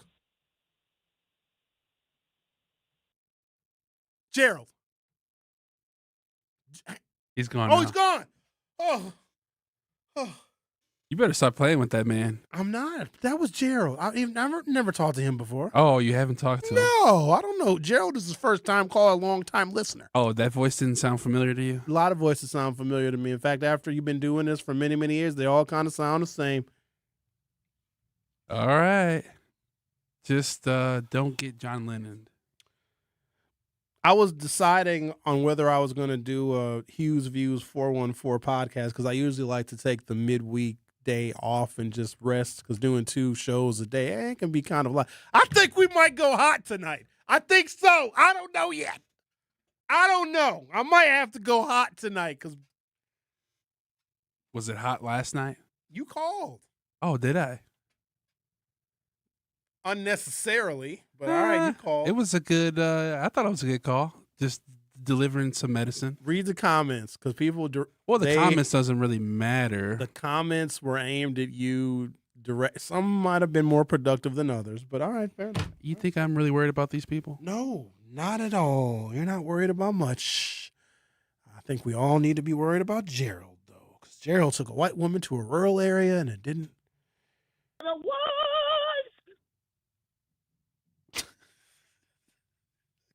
The Truth with Sherwin Hughes will be right back. I got drugs in my booty. Oh, that was different. The Truth with Sherwin Hughes returns after this on 1017 The Truth app, and 1017thetruth.com. Educators Credit Union is more than a place to manage your money. They're where your financial possibilities take shape. They're more than transactions. They're conversations about your financial goals. More than numbers, they're community advocates who support free, local events that are accessible to all. They foster community because we are stronger together. Educators Credit Union is people helping people. Become a member at ecu.com. Insured by NCUA. Membership eligibility required. This is an urgent message about voting in Wisconsin. The primary election is August 11th. This is your chance to help decide Wisconsin's future. Early voting is happening right now, and Election Day is next Tuesday, August 11th. Go to myvote.wi.gov to find your polling place. And remember, you can register to vote right up through Election Day. Make your voice heard. Go vote. Paid for by Wisconsin Future Rising. The possibility of lung cancer can be pretty scary, especially if you're one of approximately 8 million current or former smokers at high risk. That's why SaveByTheScan.org wants you to know that now there's a breakthrough low-dose CT scan that can detect lung cancer early, and it only takes 60 seconds. You stop smoking, now start screening. For an easy quiz to see if you're eligible, visit SaveByTheScan.org. It could save your life. SaveByTheScan.org is brought to you by the American Lung Association's Lung Force Initiative and the Ad Council. Milwaukee, your weekdays have a new rhythm. Start your mornings with conversations that matter. Again, I'm the legendary Homer Blow, along with my girl, Bailey Coleman. Truth in the Morning with Homer Blow and Bailey Coleman. Weekdays, 7 to 9 a.m. Then keep it locked with the voice of the community. And the more you know and the more skills you have, the more training you have, the better off your community is. The Truth with Sherwin Hughes, 9 a.m. to noon. Lunch is on us. Turning up your midday vibe. It's your boy Ray Nitty and my co-host Maybe Shannon. It's the lunch break with Ray Nitty and Maybe Shannon, noon to 2 p.m. And don't stop there. Keep the conversation going with The Grapevine with Manan Sabir. That's right. I'm your host, Manan Sabir. Bringing the stories and voices you need to hear, 2 to 4 p.m. Then we're closing out your day with energy. Lots of it. It's your girl, Jazz Tyler. We are live and direct. Tap in with Jazz Tyler every afternoon, 4 to 7 p.m. Your home for Milwaukee Conversations. The award-winning 1017 The Truth. You are listening to The Truth with Sherwin Hughes on 1017 The Truth, The Truth app, and 1017thetruth.com.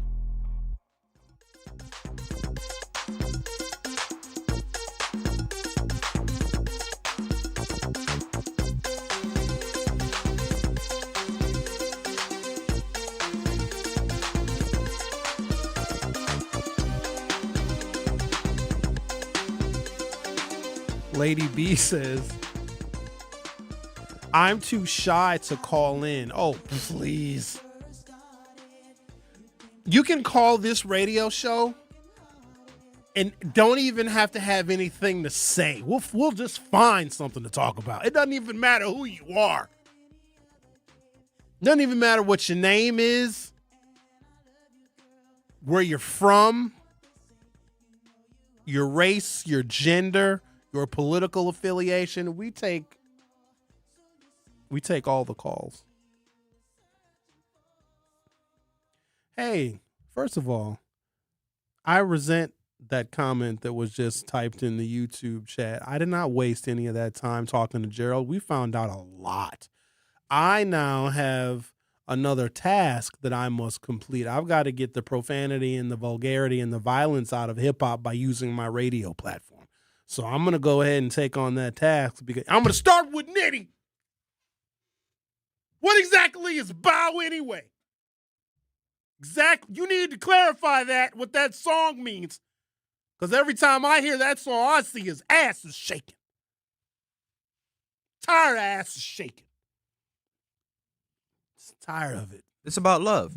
Yeah, About black love. What kind of black love? I like her.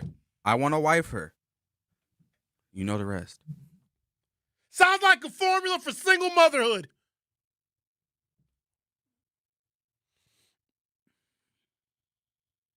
So Francesca Hong is leading in the polls. Come to find out that either her deputy campaign manager or maybe it's her communications director does have an OnlyFans account, which we don't care. It's free though if you want to check it out. So it doesn't matter anymore. It just doesn't. David Crowley is quoted in an article wishing that his endorsement by Tony Evers would have come a little sooner. Yeah, probably would have helped, like last September. Quote, the governor has his own opinions, just like all my supporters, and all of the supporters of different candidates have their own opinions, said Crowley. 34% of Democratic primary voters remain undecided, but 36% of Democratic primary voters say Evers' endorsement makes them more likely to support Crowley. When I look at the polls, it shows we are the leading candidate that can ultimately defeat Tom Tiffany, said Crowley. With less than a week before the election, Crowley says he's focused on making his own case to Wisconsinites. He says, I'm going to be quite honest with you, man. I'm not paying attention to anyone else's policies, said Crowley. The Democratic primary for governor will be held on August 11th.